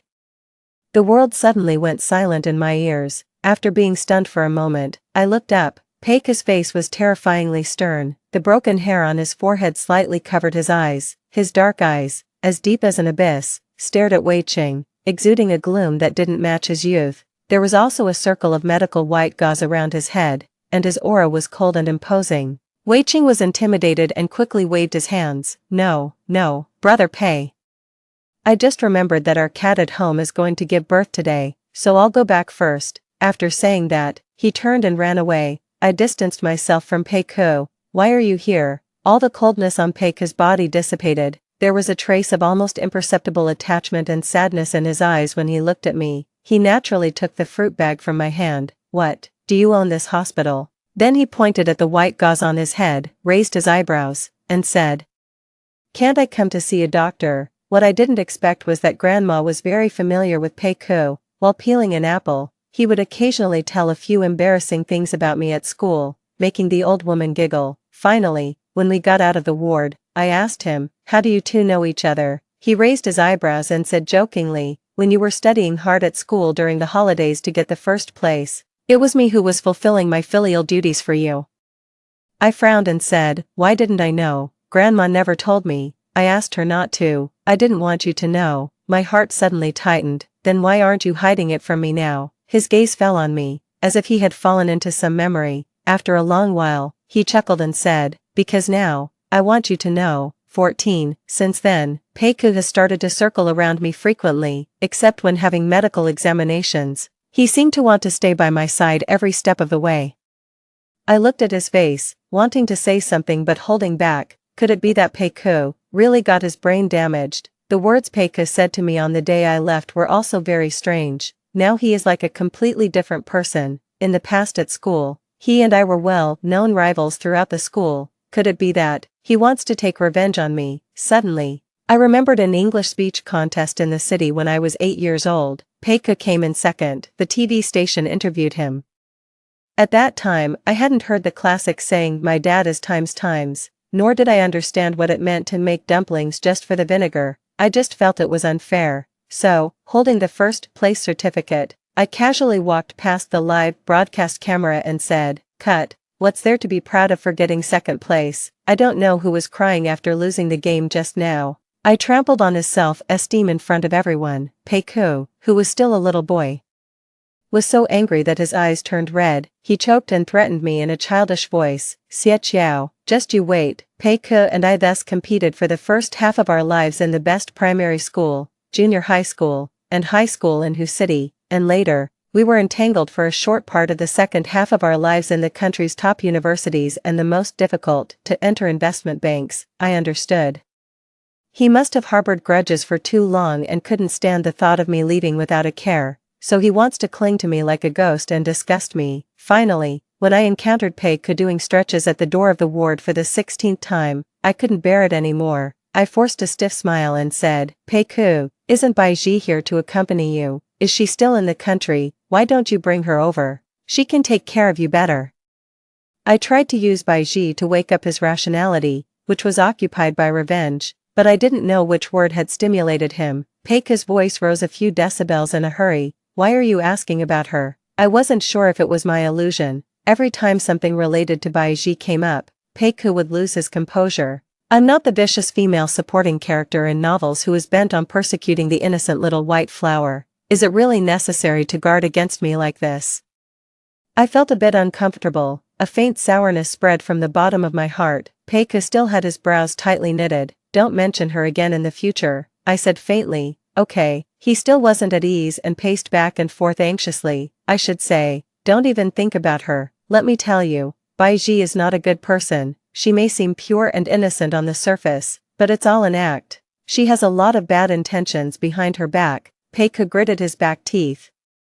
"You should have less contact with her in the future." "No, it's best not to have any contact with her." "Me," he continued, "and that kid Wei Qing, he looks sly and evil. Today he dares to take you to a bar, and tomorrow he dares to take you to kill and set fires. You have good grades and a bright future. Don't hang out with him." I was so angry that I laughed. "What about you then?" He was stunned for a moment. Then he straightened his back and said confidently and coolly, "How can I be the same as them? I'm good looking, have good grades, am in good health, am positive and motivated, have a healthy mind, am sincere, have strong working abilities, can make money, and can support a family. From the first time we met in the UK, I felt that Pei seemed a bit different from before. Probably, he was more shameless. Standing with you, we are a perfect match, a golden couple, a match made in heaven. A gentle breeze blew by.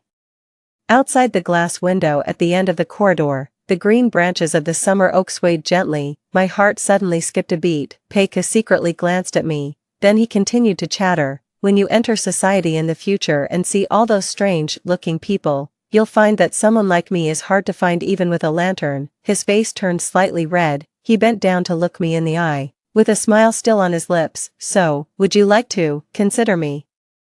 In Pei's clear eyes with a smile, I saw myself, who was stunned. The beating of my heart suddenly accelerated, but clearly, in that car accident in the previous life, the last words he said to me were, "Xie Qiao, in the next life, let's not be husband and wife anymore." My whole body felt as if it had been drenched in cold water. And a sense of coolness rose. So, I blurted out, "Are you crazy? What about Bai Ji?" The faint smile on Pei's face froze. The corners of his mouth slowly dropped, pursing into a cold and hard straight line, while the corners of his eyes turned slightly red. Wei Qing, Bai Ji, or is it that anyone except me is okay? Xie Qiao, you really have no conscience. Obviously, it's been me who has been by your side for all these years. Why, all of a sudden, are you looking at others? 15. Pei didn't pester me anymore. I didn't even see him for several days, but the words he said kept swirling in my mind, making my thoughts jumbled. In fact, in the previous life, Pei was indeed an excellent husband. He was considerate, family-oriented, and had a strong sense of responsibility. He would remember to prepare surprises on every anniversary and pay attention to every detail in life. He was also very good to me, if it hadn't been for that scene in the jewelry store.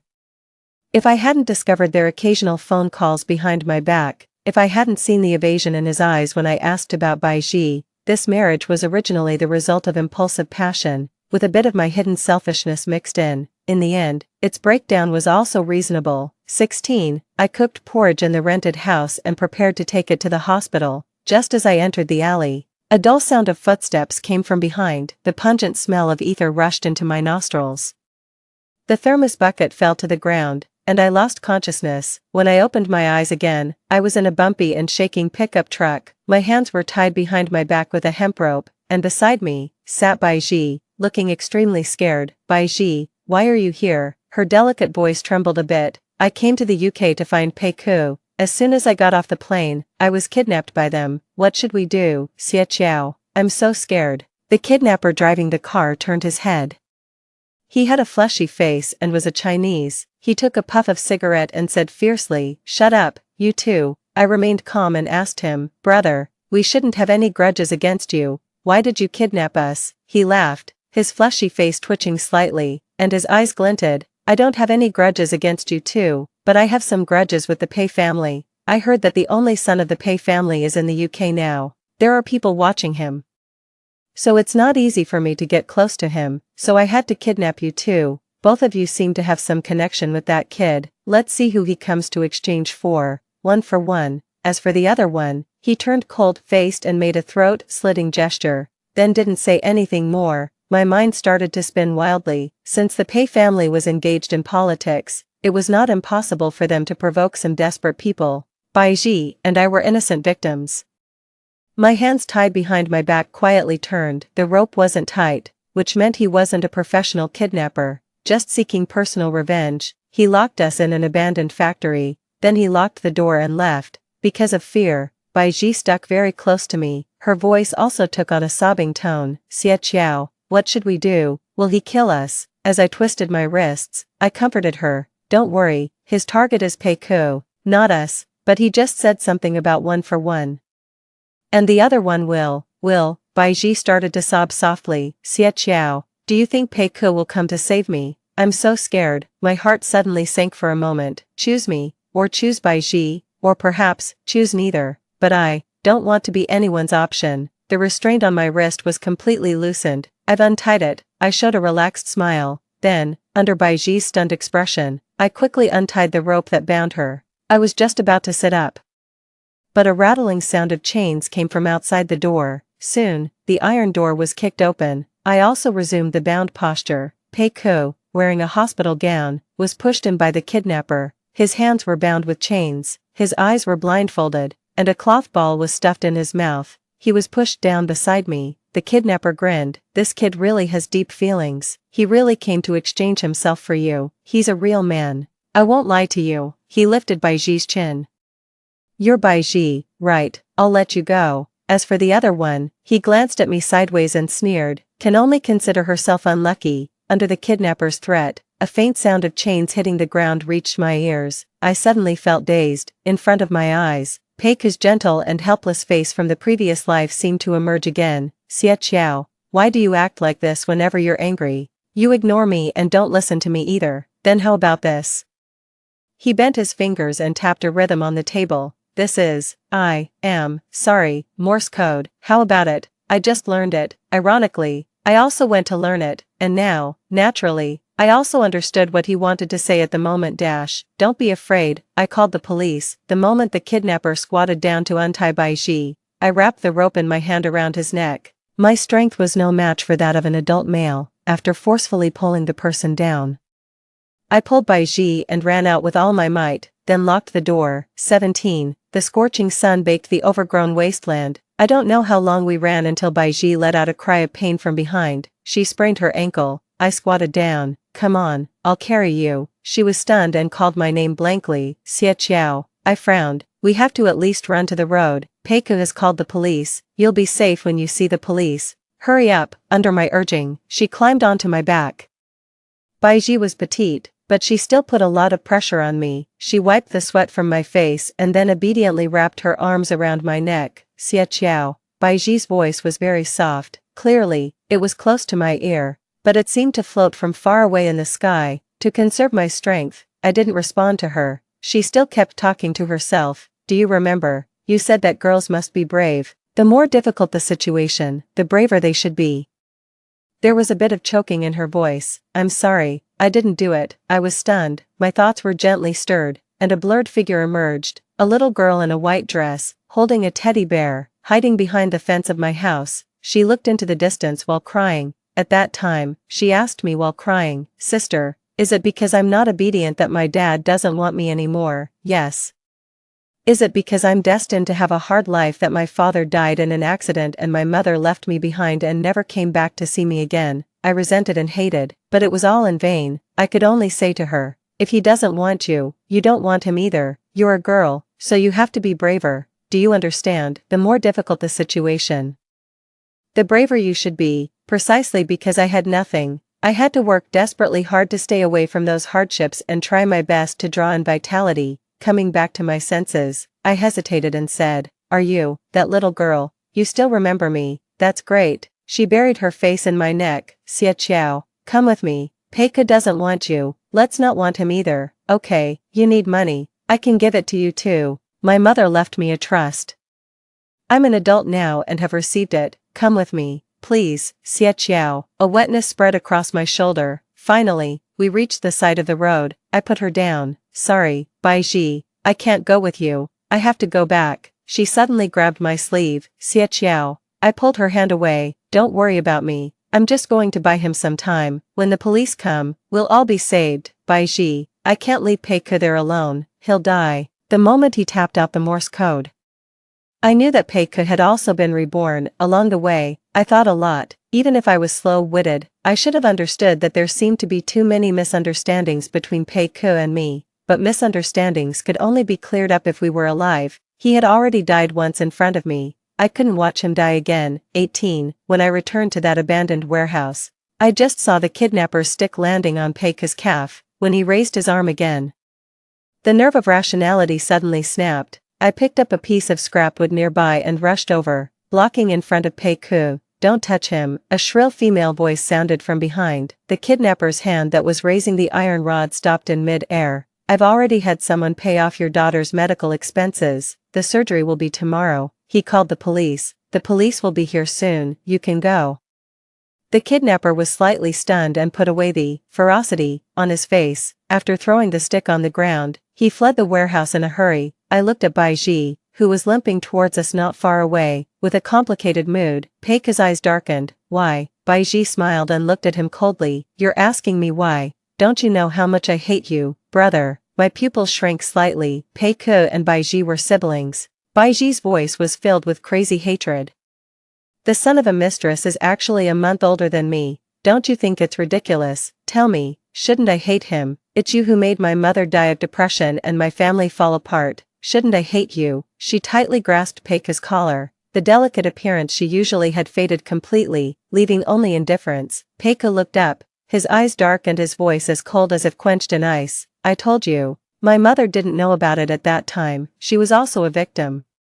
Their marriage had been in name only since she knew about your existence. Then since she knew, why didn't she get a divorce? Why didn't she expose that hypocrite? Peiku was stunned, his Adam's apple rolling. It took him a long time to say hoarsely, it's a political marriage. It's not as simple as you think. A hint of sarcasm played on the corner of Baiji's mouth, extremely hypocritical. Peiku endured the pain with his brows tightly furrowed. Baiji, what on earth do you want to do?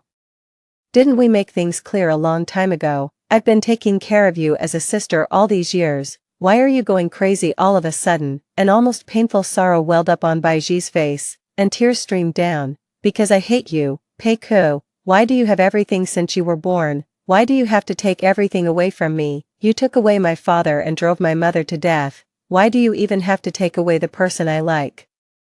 Baiji seemed to have lost all support and fell to the ground, like a gardenia flower blown apart. Her voice was broken and she sobbed uncontrollably. Why did you take her away and then not keep your promise to protect her? You promised me. Baiji raised her eyes, and the hatred in her eyes surged to the extreme. If you die, then die. Why do you have to implicate her? Why? The air suddenly fell silent. Peika's anger froze on his face, as if it had been forcefully shattered and finally scattered bit by bit. The musty and damp smell of dust covered the nose and mouth, blocking the throat, making it impossible to make the slightest sound. It took me a long time to find my lost voice and said hoarsely, Baiji. Her back suddenly stiffened, her shoulders trembled slightly, but she didn't turn around. I suddenly remembered, she seemed to have called me Xie Qiao many times.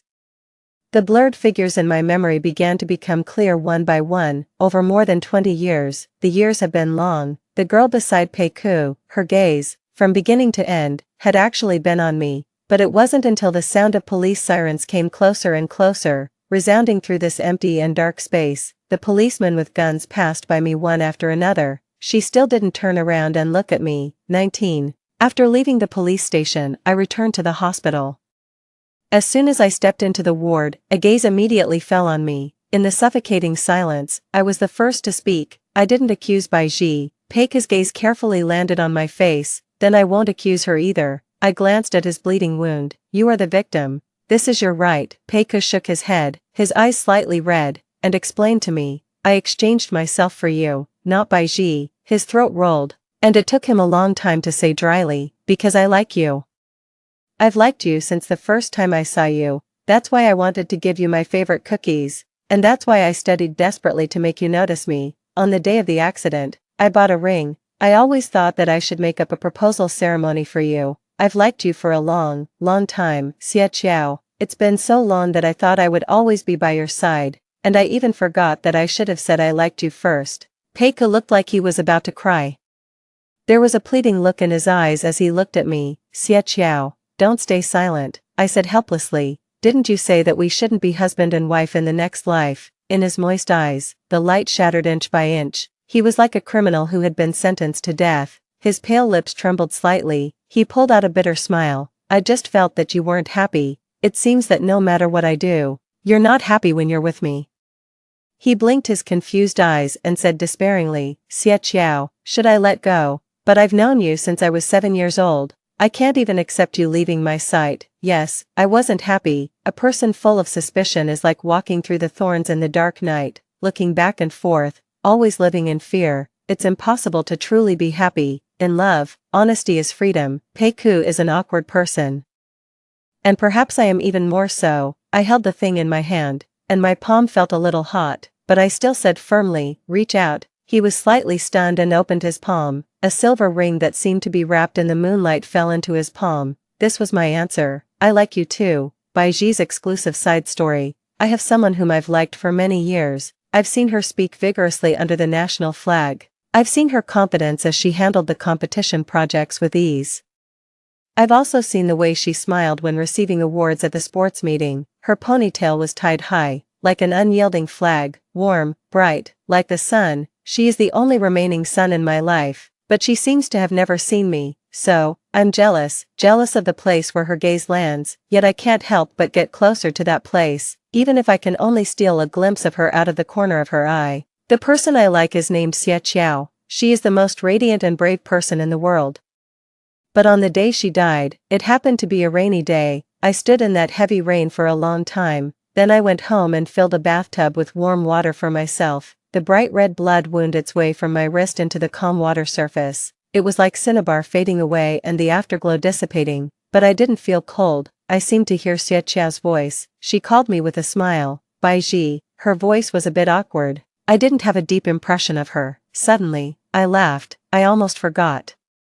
The person I like has never called my name. Side story of the three of them. When Pei Ke casually mentioned a certain college boy, he didn't seem to care much, but in fact, he was almost crushing the cup in his hand. Me, what college boy? He looked up and gave me a resentful look. His gaze then drifted elsewhere. You know, the one from the aquarium. He couldn't help but mutter in a low voice. Is he as handsome as me? Is he as tall as me? Can he take care of people as well as I can?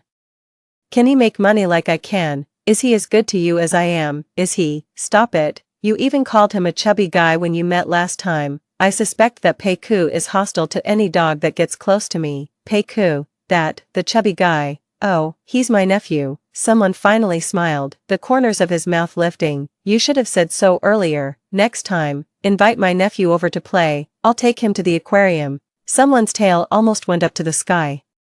But it was quickly brought down by a rapid knock on the door. Pei Ke's face darkened. A clear female voice came from outside the door. Sister-in-law, open the door. It's me, your brother. Story 2. My brother bullied Zhou Linsun, deafening him and causing the death of his mother. 10 years later, the impoverished academic overachiever became a business tycoon, took everything from my brother, and kept me as his caged canary. My brother took me and fled abroad. I thought I was finally free.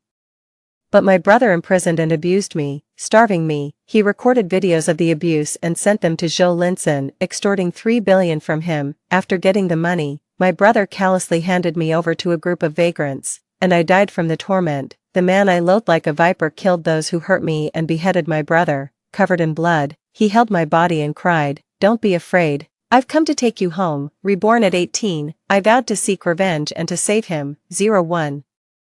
After being reborn, I went to find Zhou Linsun and saw Xinyao, my fraternal twin brother, bullying him with his friends. Xinyao, who appeared as a perfect student in front of teachers and parents, was actually malicious and extremely envious. He bullied Zhou Linsun simply because Zhou's presence meant he could only be second best. Xinyao, wielding a baseball bat, smashed up a wonton shop, laughing arrogantly. "I want you out of Jialan High School and out of the capital."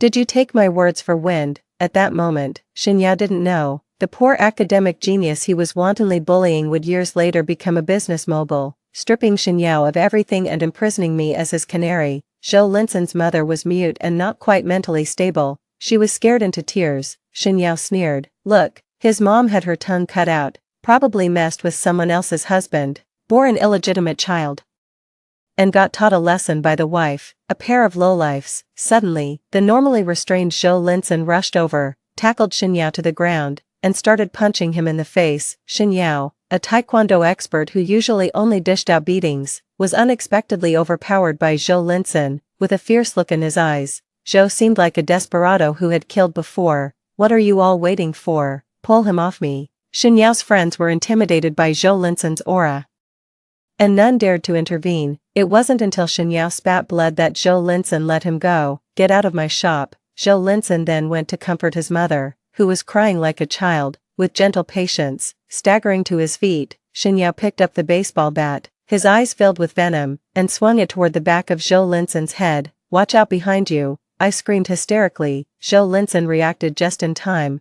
grabbing the baseball bat. My heart pounded like a drum. In my previous life, Zhou Linsun was hit in the head with a baseball bat by Xinyao, resulting in deafness. Thankfully, I prevented it this time. Zhou Linsun wrested the baseball bat from Xinyao's hands, eyes blazing with rage, and swung it at him. Because of my intervention, the course of events changed dramatically. I rushed forward, spreading my arms to shield Xinyao. Zhou Linson, stop. The baseball bat halted just in front of my forehead, our eyes met.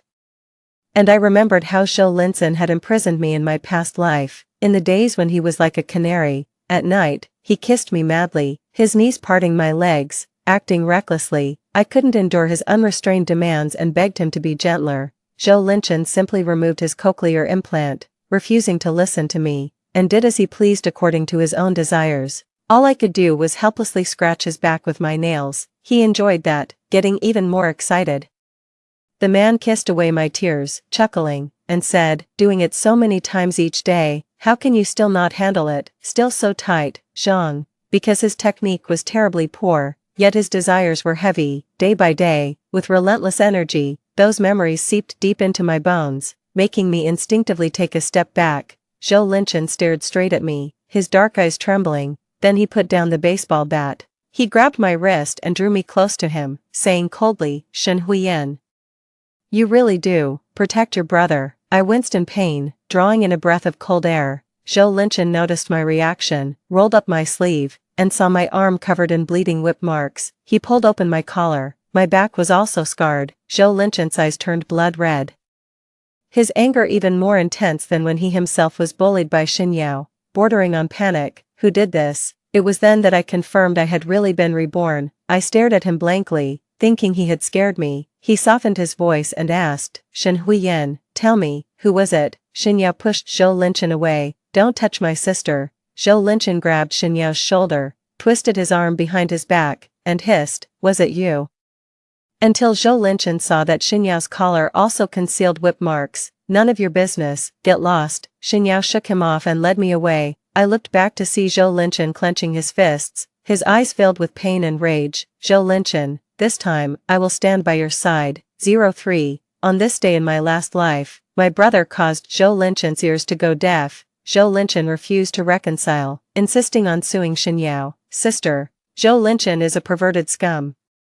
He was taking upskirt photos of Zhang Xiaoyun, and I was just teaching him a lesson for her. I didn't mean to deafen him, it was all an accident. I don't want to go to jail. Sister, can you help me talk to him, ask him to let me go? Zhang Xiaoyun is my best friend, she had a crush on my brother and helped him with his lies. I believed them and went to the hospital to find Zhou Linson. In the hospital room, Zhou Linson's head was wrapped in bandages, his face pale.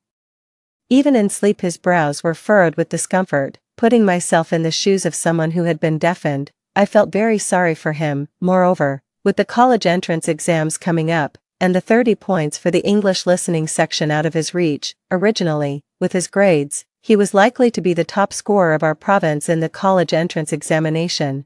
I realized that asking Zhou Linson to drop the lawsuit was a very selfish and despicable act. I turned around and left. He woke up. Come here. I walked over to the hospital bed, nervously fiddling with the panda pendant on my bag. After hesitating, I took out a bank card and wrote on a piece of paper, Zhou Linson, there are 300,000 yuan on this card. It's the New Year's money I've saved. Take it and get a cochlear implant. Zhou Linson read the note and smiled. That's not enough. I wrote another note. What else do you want? Suddenly, Zhou Linson's expression turned wild. He pulled me onto the bed, pinned me down, and kissed me passionately. I struggled. He lifted my hands above my head, holding my wrists, deepening the kiss, our lips and tongues entwined, unleashing his desire. He was like a madman. I started crying out of fear. Zhou Linson looked up at me, his eyes red, even though he was the one tormenting me. His eyes looked incredibly sad. Blood seeped through the bandages. A drop of blood fell along his eyelashes. Like a tear of blood, landing on my cheek, his smile was grotesque. What did your brother tell you? That I took secret photos of classmates, that he's the hero who fights evil, and I'm the despicable pervert. Yes, I'm a pervert. Do you feel it? I'm aroused. I want you. Breathing heavily, I slowly said in sign language, spare my brother. Do whatever you want with me. Zhou Linson looked at me incredulously, then let me go and shouted in collapse, get out, just go. I ran out of the hospital room, realizing the bank card was still in my pocket. He didn't take my 300,000 yuan but took my panda pendant. Zhou Linson dropped the lawsuit. We were classmates, and after he recovered, he returned to class. He couldn't hear the teacher and had to study on his own. I avoided talking to him, dodging him every day. When the monthly test results came out, I was the first to check Zhou Linchen's scores. He scored 0 in the listening portion of English, but he had compensated by scoring higher in other subjects. He still ranked first. I was happy for him. My brother ranked second, and I was ninth. My father demanded that we siblings must always be first. Every time we lost to Zhou Linchen, he would abuse us. We knelt in the study. My father whipped us furiously with a leather whip. You have the best resources, tutors, extra classes, and yet you still can't beat a poor kid who has to work multiple jobs. Zhou Linchen is deaf, and you still lose to him. Useless idiots, trash. The whip burned our skin, but my father's insults hurt even more. Xinyao released his hatred on Zhou Linchen, committing atrocious acts that ultimately ruined Zhou Linchen's life. Zhou Linchen's mother was a college student who had been abducted to the mountains. Her tongue had been cut off by Zhou Linchen's biological father, Wang Guishan. Wang Guishan chained her in a room, raped her, and tortured her to the point of mental breakdown. She gave birth to Zhou Linchen. At the age of 10, Zhou Linchen escaped the mountains with his mother. Despite the harsh environment, he bravely protected his mother. Xinyao found Wang Guishan and gave him the address where Zhou Linchen and his mother lived. Wang Guishan led his relatives to the wonton shop to apprehend them. Seeing Wang Guishan, Zhou Linchen's mother panicked and ran into the road, where she was hit and killed by an oncoming truck. The accident happened the day before the college entrance examination. I was in the same examination hall as Zhou Linchen and noticed his empty seat. Wondering why he hadn't come, Xinyao and I both performed well on the exam, and my father held a celebration banquet at a 5-star hotel. I was dressed in a gown and high heels, with my hair styled and makeup done, joyfully embracing my new life as an adult. Shen Huiyan, Zhou Linchen, dressed as a waiter, looked me up and down and said with a smile, "You look beautiful." I was scared of him and ran away, lifting my dress. Something felt off. He couldn't hear. And this hotel wouldn't hire him as a waiter. What was he planning by sneaking in? I looked back. Zhou Linchen was still standing there watching me. I ran up to him and started unbuttoning his jacket to check for weapons. He spread his hands, letting me search him, and laughed. "You act like a good girl, but you're actually quite bold." Zhou Linchen grabbed my arm and pulled me into his embrace. He held me tightly by the back of my neck. "Your brother, he made me deaf and killed my mother. I will come back for revenge." Shen Huiyan, don't be afraid. I didn't come here for revenge today. I came to see you. You've grown up, and you really are very beautiful. My eyes welled up with tears, but I gathered the courage to hug him tightly, knowing he couldn't hear me. I revealed a secret I had kept in my heart. At the opening ceremony in the first year of high school, when you gave a speech representing the new students, I thought you were so handsome from where I sat, Zhou Linchen.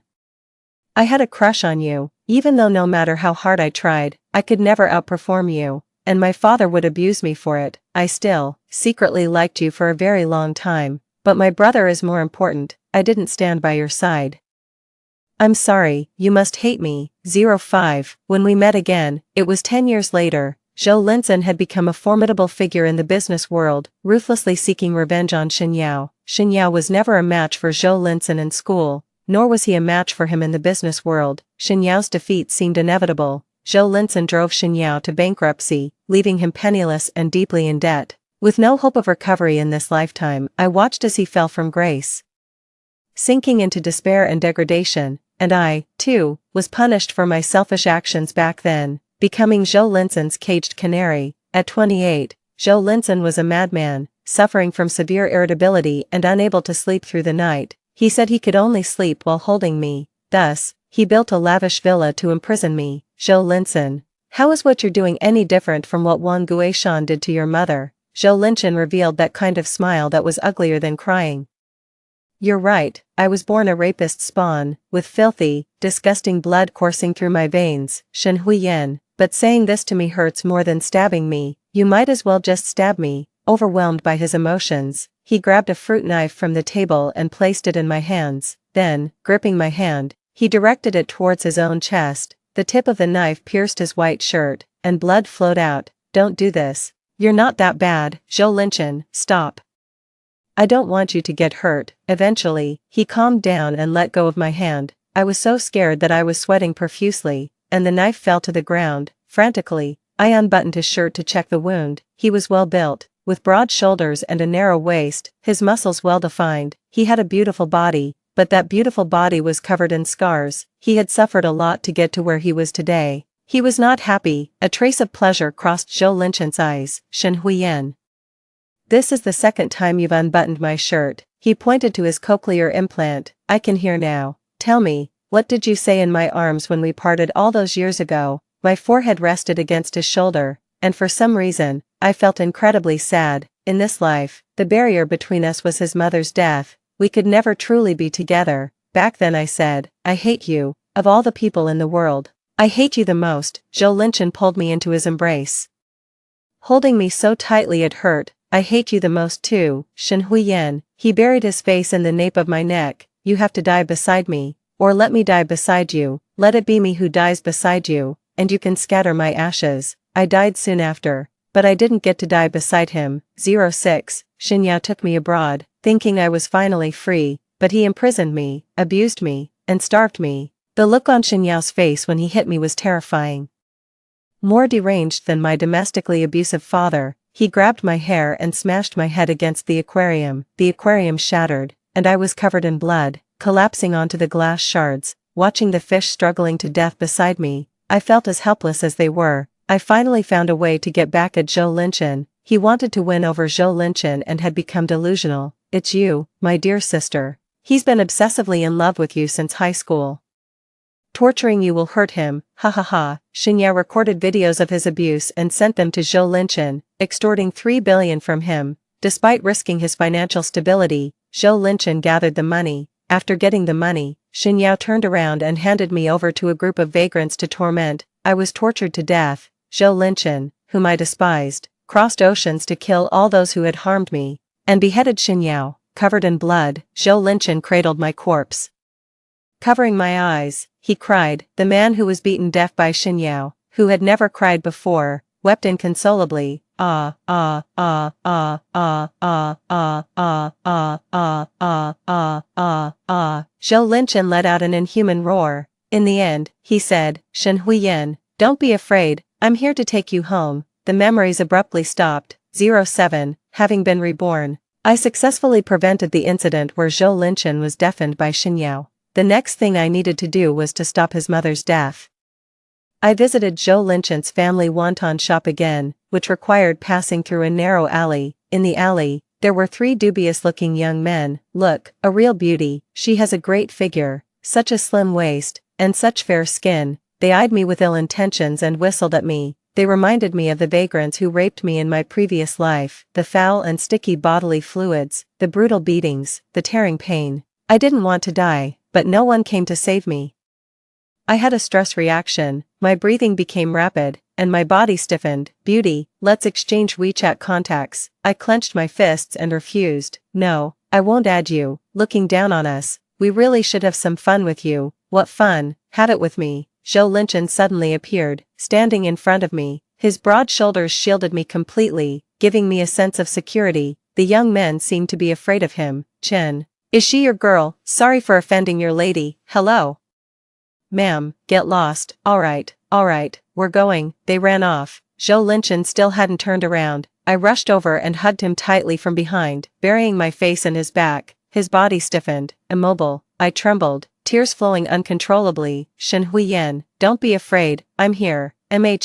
Shall I bring them back and beat them up in front of you? Next time you see them, help me beat them up, okay? Zhou Linchen anxiously asked, can you stop crying then?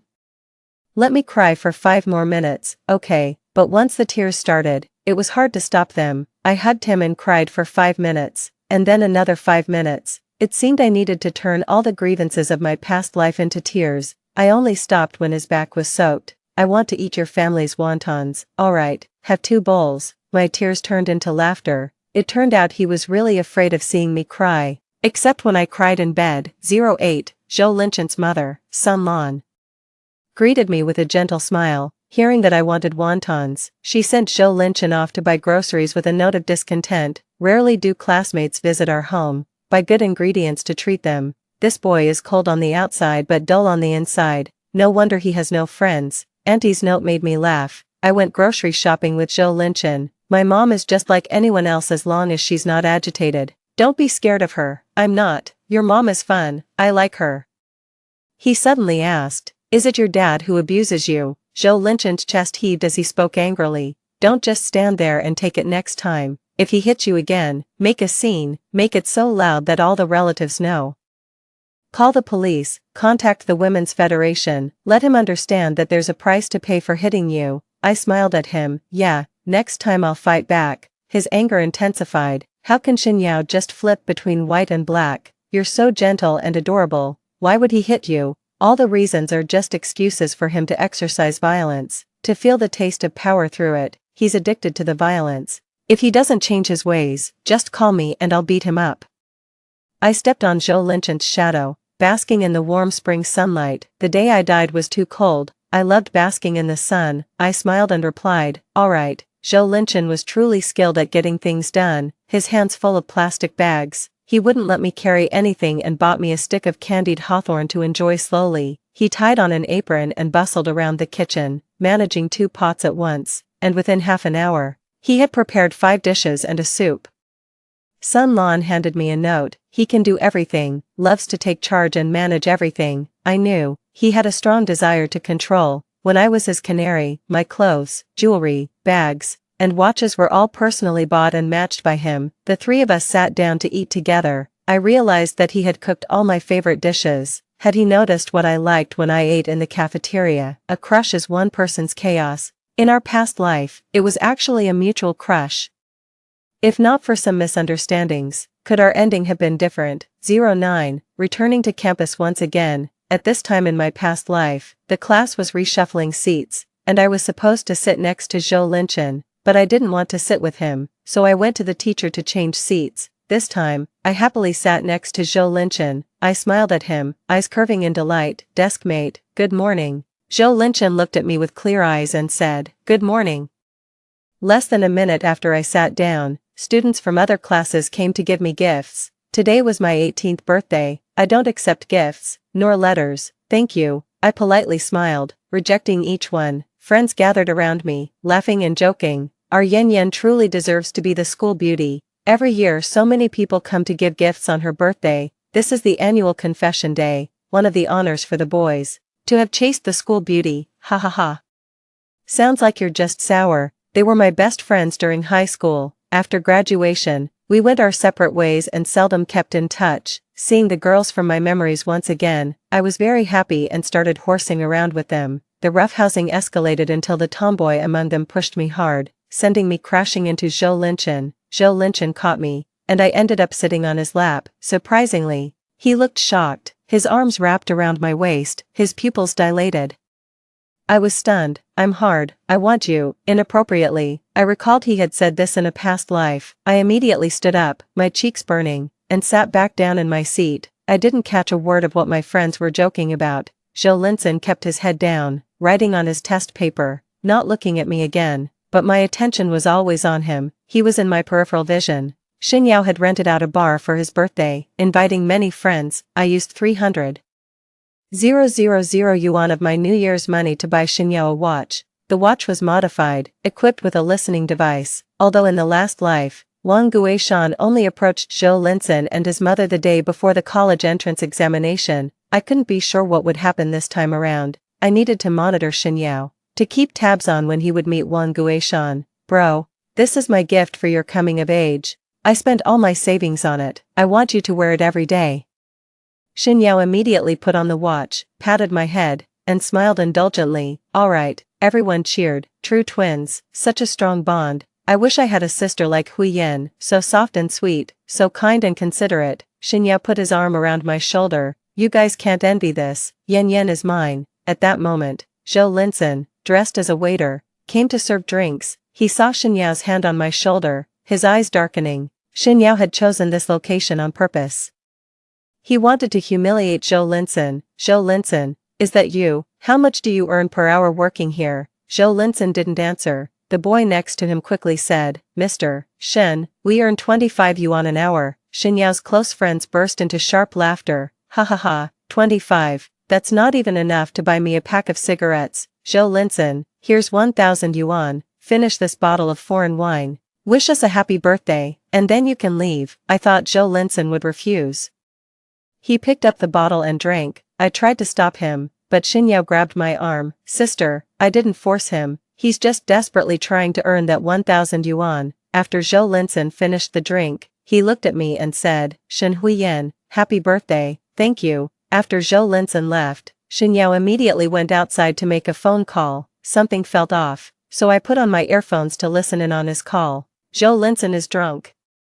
Ambush him in the alley, he has to pass on his way home, take him down for me. I immediately left the bar through the back door and caught up with Zhou Linson. Zhou Linson, Xinyao has hired thugs to beat you up. Zhou Linson, resembling his mother, had a beautiful face, a young man with broad shoulders, slender waist, long legs, dressed in black, his skin very pale. No matter where he stood, he was strikingly conspicuous. The night was truly beautiful. Zhou Linson's eyes were slightly blurred from the alcohol, but when he looked at me, his gaze was always intense, he never concealed his desires. Are you drunk? Just moments ago, Zhou Linson was able to walk, but suddenly, he toppled towards me. I immediately caught him, and we embraced tightly. Yes, I'm drunk. He was so tall that holding him was a bit of a struggle. Why did you drink that bottle of wine? If I hadn't, Xinyao would have been relentless. I didn't want to spoil your birthday. What about my birthday present? Zhou Linson's chin rested on my shoulder, his warm breath tickling my sensitive ear. You lack nothing material, I couldn't give you anything better. I compiled a set of review materials and predictions based on previous year's college entrance exam papers and sent them to your email. I laughed. Actually, for a senior high student like me, this gift was the most practical. Thank you, top student, for sharing your secret techniques with me. Zhou Linson patted the back of my head. I could sense his mood was low. In the future, there will be better gifts. I booked a room for Zhou Linson. He was so drunk he could barely walk. I had no choice but to help him to his room, but he pulled me down onto the bed with him. I collapsed on top of him. The room came alive. This hormonally charged high school boy, don't move, just stay still. Okay, I didn't dare move. Zhou Linson lay there, breathing with his neck arched, his Adam's apple bobbing, and his skin flushed red below his collarbone. His body was burning hot. Miraculously, Zhou Linson soon fell asleep, clutching my wrist tightly. I tried to pry his fingers open without success, probably because I had just been reborn. I felt very sleepy. I set an alarm on my phone, planning to sleep for an hour before leaving. When I opened my eyes, Zhou Linson was awake. He sat up in bed, watching me for who knows how long, showing no signs of drunkenness. I need to go home now. Suddenly, I felt a warm flow below. My period had started. The flow was especially heavy on the first day. When I got up, I saw a blood stain about 5 centimeters in diameter on the white bedsheet. A young boy and girl in a room, with a bloodstained sheet. If seen by a third person, it would be hard to explain. I ordered some sanitary pads and underwear, and plucking up courage, I said, I'll leave in a bit. Zhou Linson awkwardly replied, his face suspiciously red, fidgeting with the panda pendant on my bag. I tried to make conversation. Have you finished your homework? Yeah, it's done. I have a physics problem I can't solve. Can you explain it to me? Sure. So, we sat on the large hotel bed, purely immersed in the ocean of knowledge. His approach to solving problems was simple and clear, and his handwriting was beautiful. Zhou Linson was the kind of person with high intelligence, a natural talent who could succeed at anything. Did you understand? Yes, I had never been so eager to learn, and I asked him to explain another math problem to me. I was so embarrassed I could curl my toes into the floorboards. Zhou Linson's mouth curled into a smile. He was laughing secretly. Finally, my takeout has arrived. After changing my sanitary pad, I stuffed my dirty underwear into my bag. I'm leaving. You can find a hotel to change the sheets. It's okay, don't worry about it. He asked, does your stomach hurt during your period? It hurts for the first 2 days. Zhou Linson took off his coat and tied it around my waist, saying, I'll remember that. Why would he remember that? Zhou Linson insisted on taking me home and watched me enter the door before he left. The next day during gym class, I sat in the classroom with headphones on, working on a paper. I overheard a conversation between Xinyao and Zhang Xiaoyun. Today Zhou Linson is handling the equipment. You follow him to the equipment room. Once inside, take off your clothes and hug him, shouting harassment. Our school has only one slot for the national physics competition. The school recommended Zhou Linson. Xinyao, afraid of angering his dad, lied that the school had recommended him in a past life.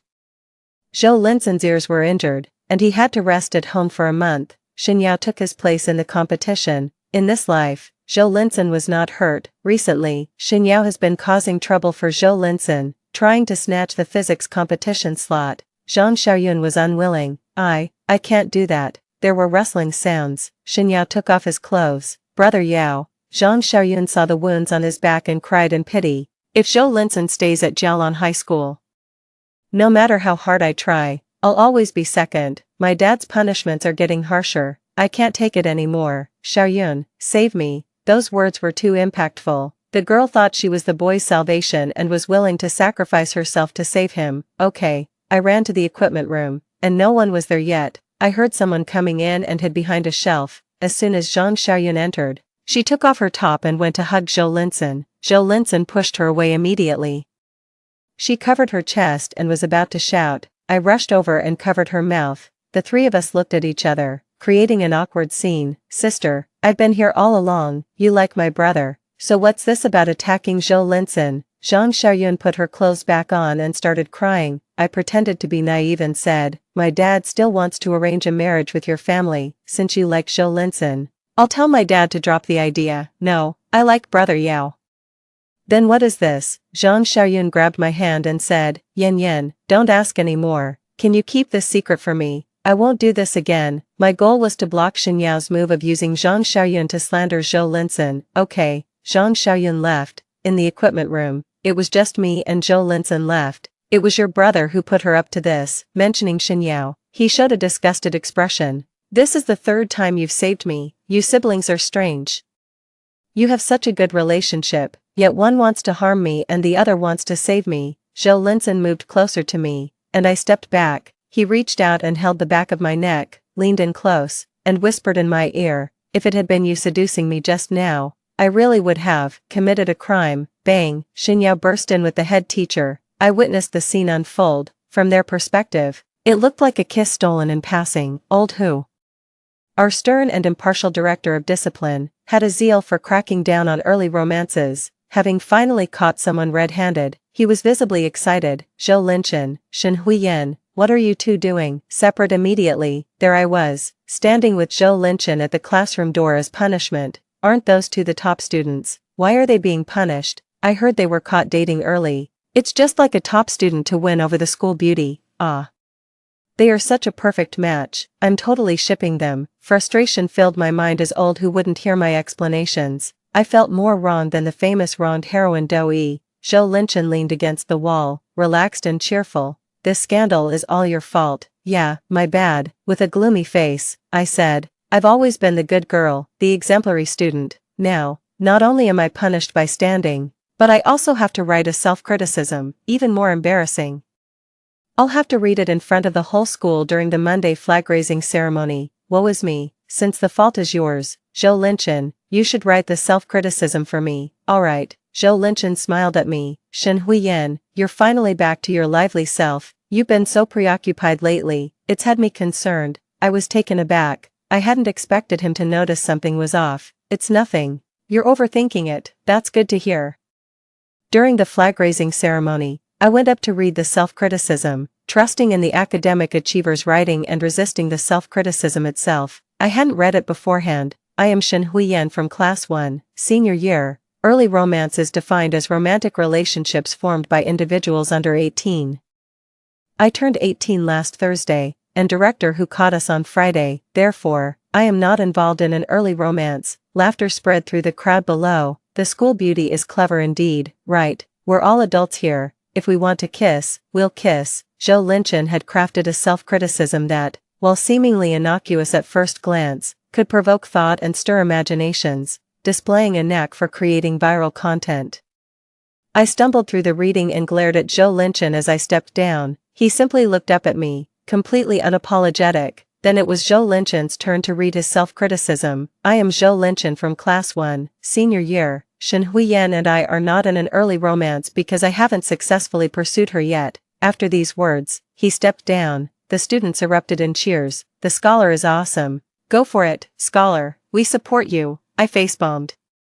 Zhou Linsun at 18 was quite the character. After the ceremony, Xin Yao dragged me to the rooftop. Sis, can you ask Zhou Linsun to give me his spot in the physics competition? Why would he listen to me? Just ask, he'll agree. Xinyao, I can't do that. Xinyao grabbed my shoulders, his expression almost fierce. I told Dad I'm joining the physics competition. He's already bragging about it to relatives.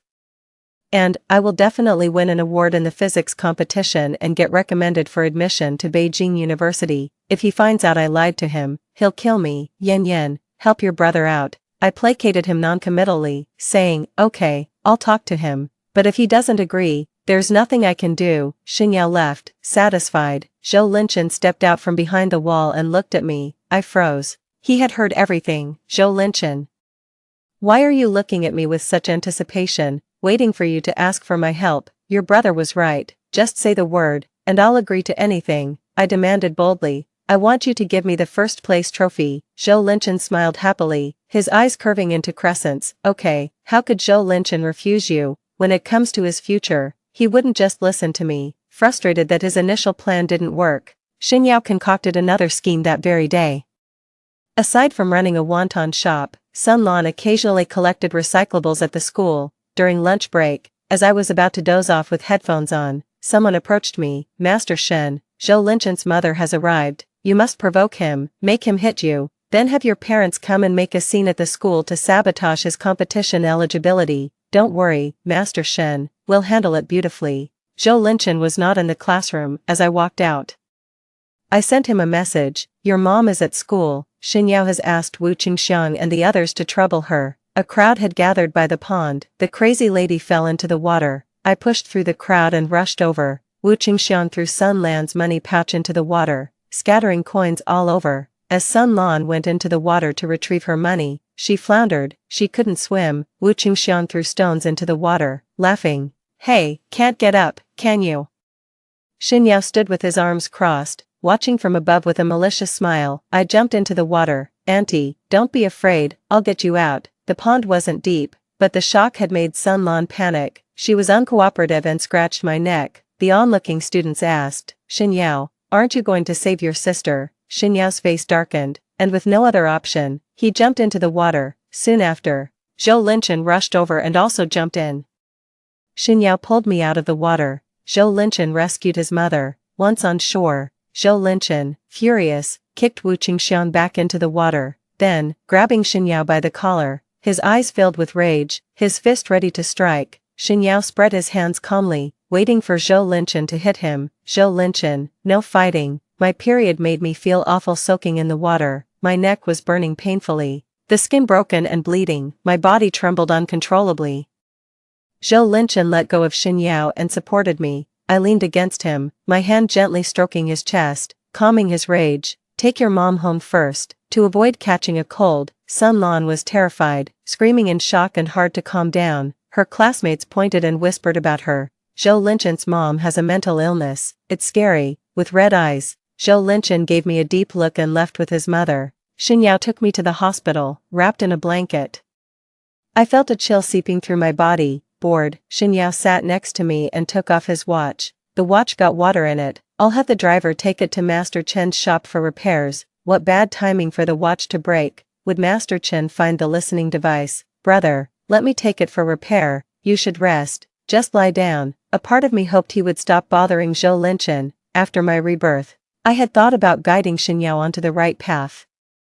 It wasn't me who had Wu Qingxiang bully his mother. How could you think so low of me? Xinyao said, still playing the role of a good student in front of me. I suddenly saw through his act. In my past life, he had tortured me to get back at Zhou Linchen, even allowing a homeless man to assault me. He was inherently evil, beyond redemption. If it wasn't you, that's a relief, little sister. He's so poor, with a mute and insane mother, and dares to pursue you in public. He's just a toad lusting after a swan. Don't be foolish. Being with him would turn you from a rich young lady to a poor, haggard woman. I nonchalantly replied, I know, I won't like him. Xinyao smiled and patted my head. Good girl. That's when I noticed Zhou Linchen standing at the door of the hospital room. Xinyao, aware of his presence, lifted his chin in triumph and said, you heard her. My sister won't like you. You're not welcome here. Now leave. Treating women like animals. I can stand a hard life, but I couldn't stand him beating and raping my mom. At 10, I ran away with my mom. I reported him. Wang Guishan was sentenced to 8 years for rape and grievous bodily harm. So this year, Wang Guishan would be released. 8 years have passed. And my mom still lives in fear.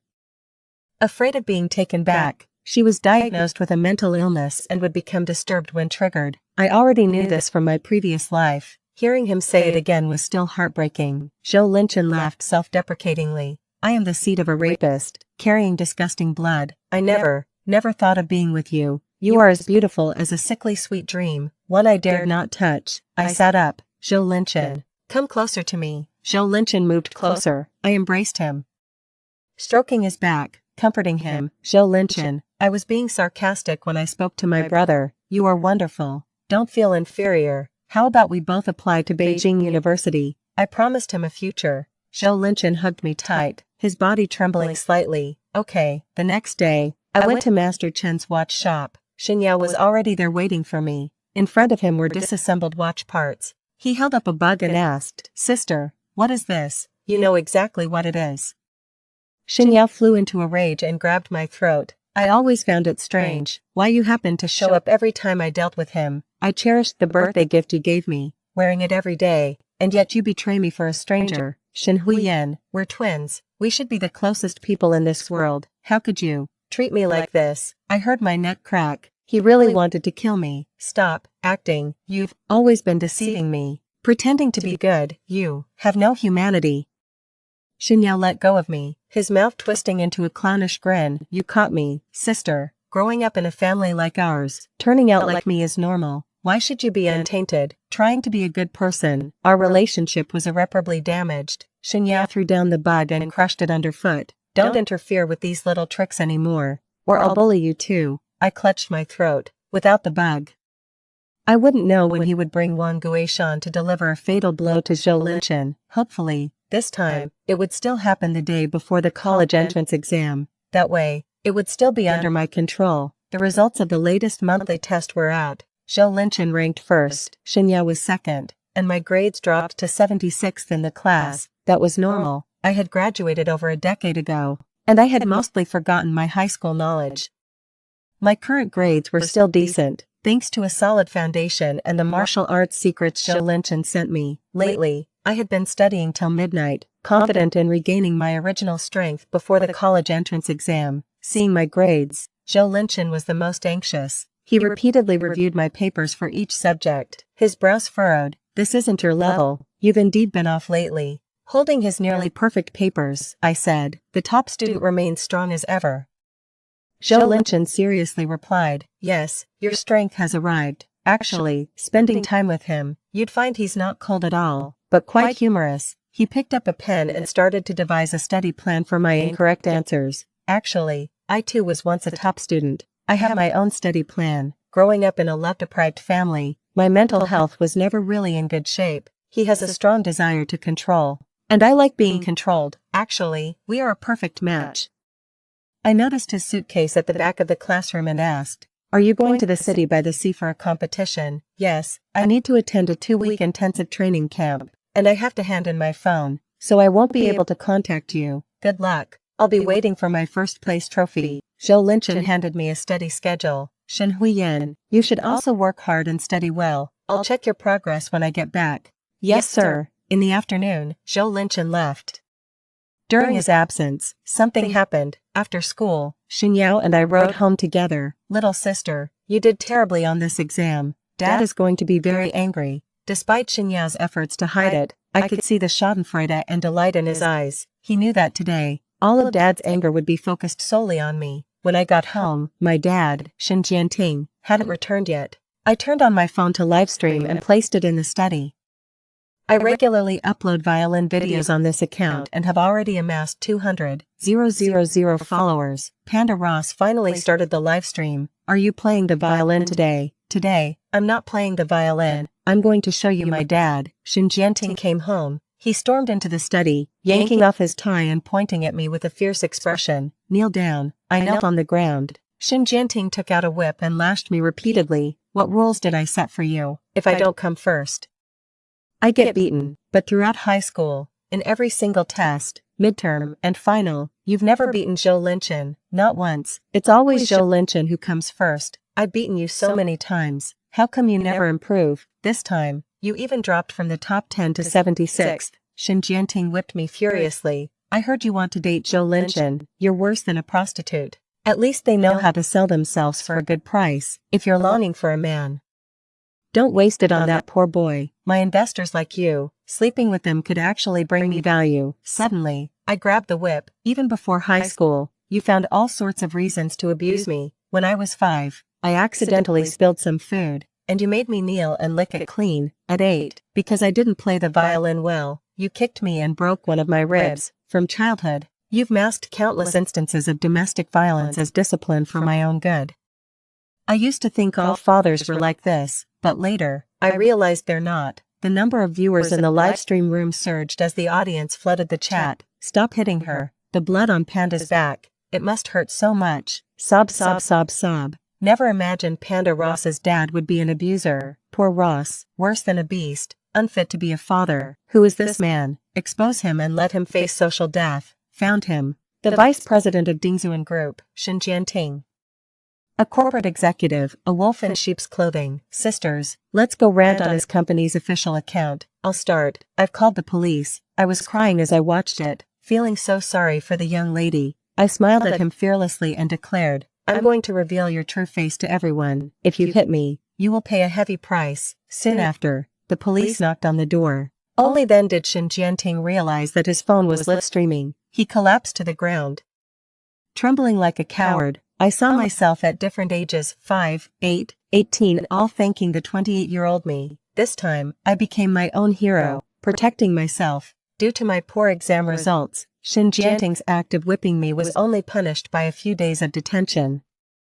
That's why I started the live stream. Destroying his reputation was the best punishment for such a hypocrite. The incident quickly fermented online, becoming a hot news topic. With the whole internet condemning him, he was branded as an abuser. Dingzuan Group swiftly issued a notice, relieving him of his vice presidential duties. I applied for a personal protection order. Shen Jianting could no longer come near me. My revenge against Shen Jianting ends here, because I know that in a couple of years, he will suddenly die of a heart attack. I didn't remind him to take precautions early, waiting for death to judge him. I had planned to stay in the dormitory, but after Sun Lan learned about my situation online, she took me back home to take care of me. I removed my shirt and lay on the bed while Sun Lan applied medicine to my back. I remembered in my past life, the first time Zhou Linchen saw the burn scars from cigarettes and whip marks on my body, he angrily asked, who did this? Back then, I resented him for imprisoning me and provoked him by saying I belonged to the BDSM community,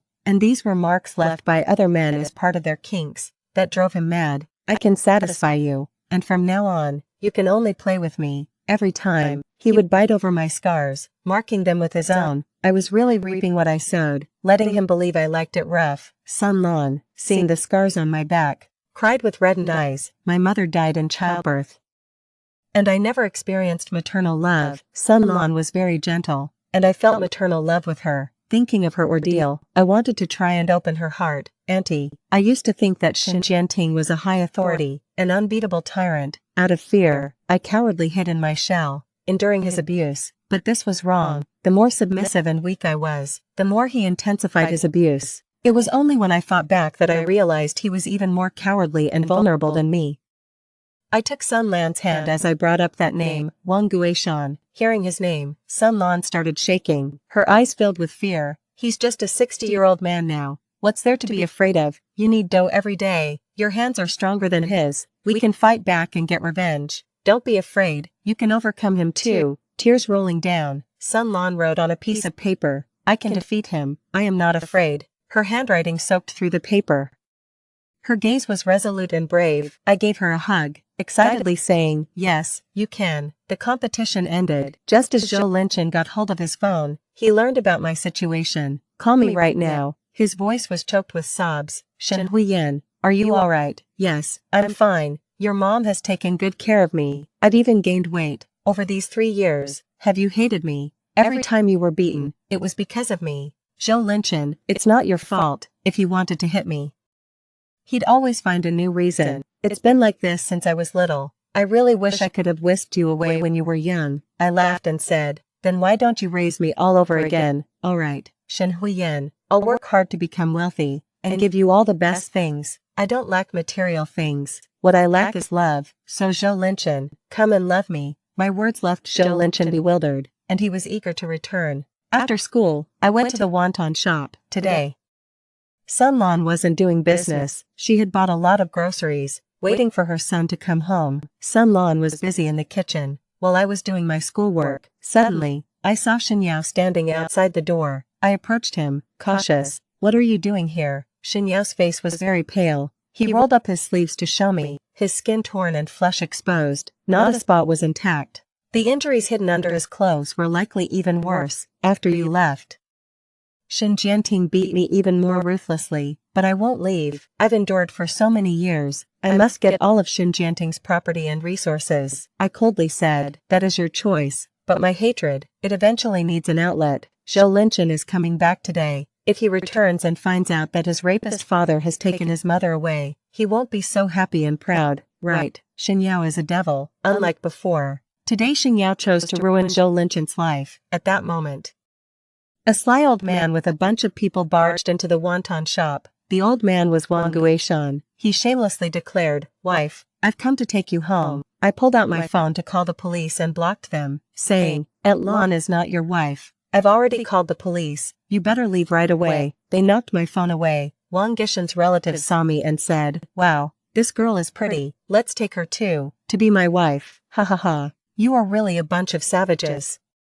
I picked up a stool and threw it at them. They were too many and too strong. I was seized by Wang Gishan's relatives. Wang Guishan went straight into the kitchen. Ah, ah, ah. Screams came from the kitchen. It was Wang Guishan screaming. Sun Lan, holding a bloody kitchen knife, charged out of the kitchen. The previously fierce villagers immediately scattered like birds and beasts. Sun Lan, in a frenzy, chased them with the knife, seeing Shen Yao, perhaps remembering he had bullied Zhou Linchen.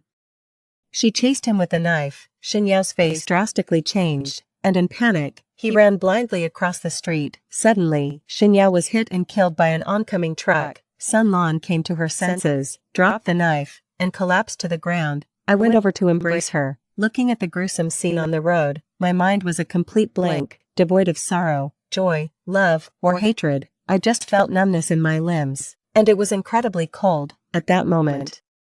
Someone enveloped Sun Lan and me in a warm, strong embrace. "Zhou Linchen, you're back." He held us tight, his forehead pressed against mine. "Yes, I'm back." Sun Lan had killed Wang Guishan. She had a psychiatric diagnosis and was having an episode at the time, so she was not held legally responsible. The villagers, fearing she might attack someone during another episode, dared not show up around her. Shen Yao crossed the street and died in a traffic accident, bearing the fate Sun Lan had in her previous life. Zhou Linchen rented a new apartment. At night, we lay face to face, holding hands. "I want to see your body." His words were devoid of worldly desire. He just wanted to see the scars on my body. In front of him, I took off my clothes. Zhou Linchen's calloused fingers gently traced the old wounds on my back. "Are they ugly?" "Not at all. You are beautiful." Zhou Linchen bowed his head, like the most devout believer, and kissed those scars.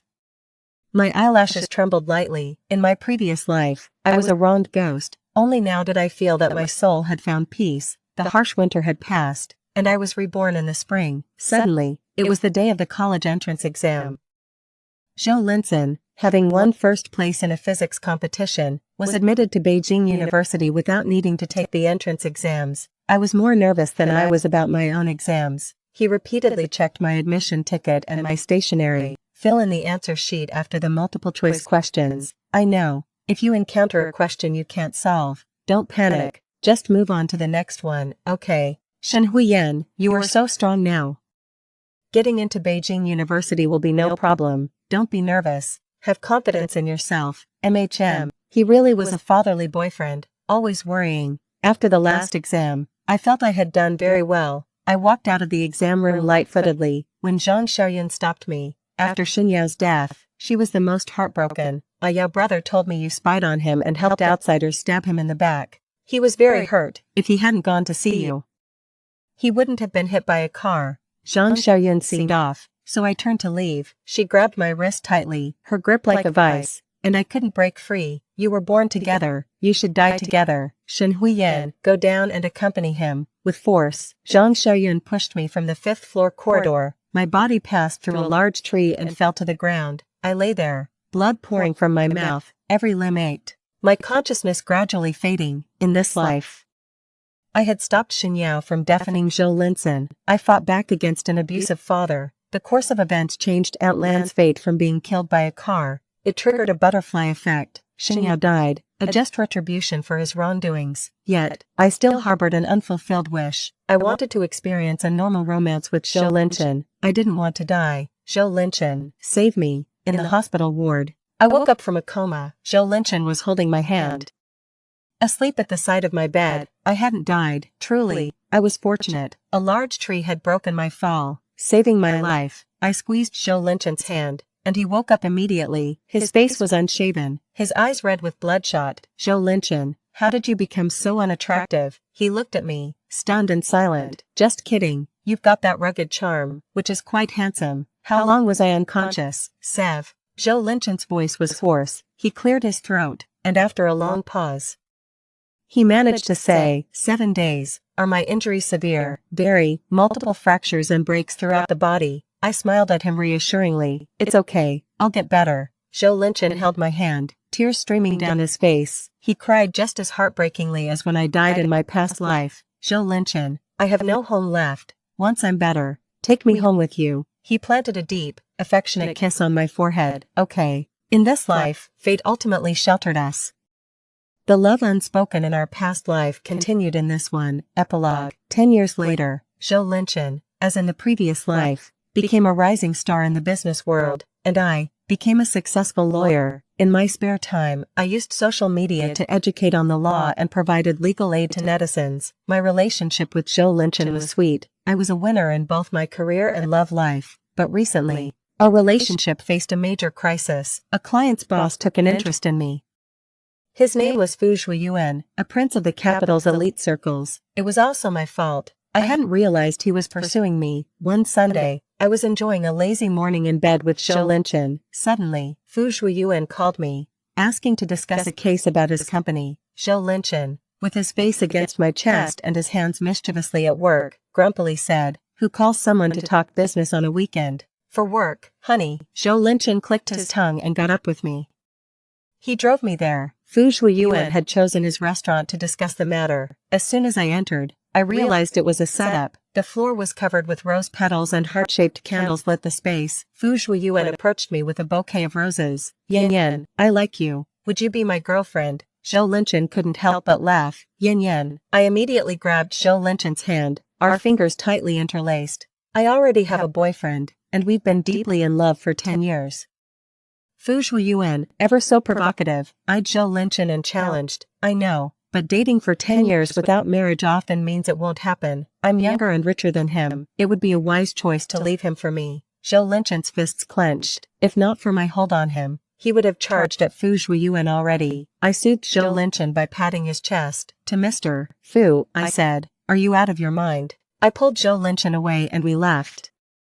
Zhou Linson was still enveloped in a dreadful gloom until he got home. I squatted in front of him, smiling, and said, "Don't be mad. I had no idea he was going to pull such a stunt. I'm innocent here. Shen Huiyan, you've been with me for 10 years. Are you tired of me?" I was utterly baffled. "You are tired of me. Don't think I don't browse the internet. These days, all the girls like guys under 25. I'm 28 this year, so you probably want someone younger and more energetic.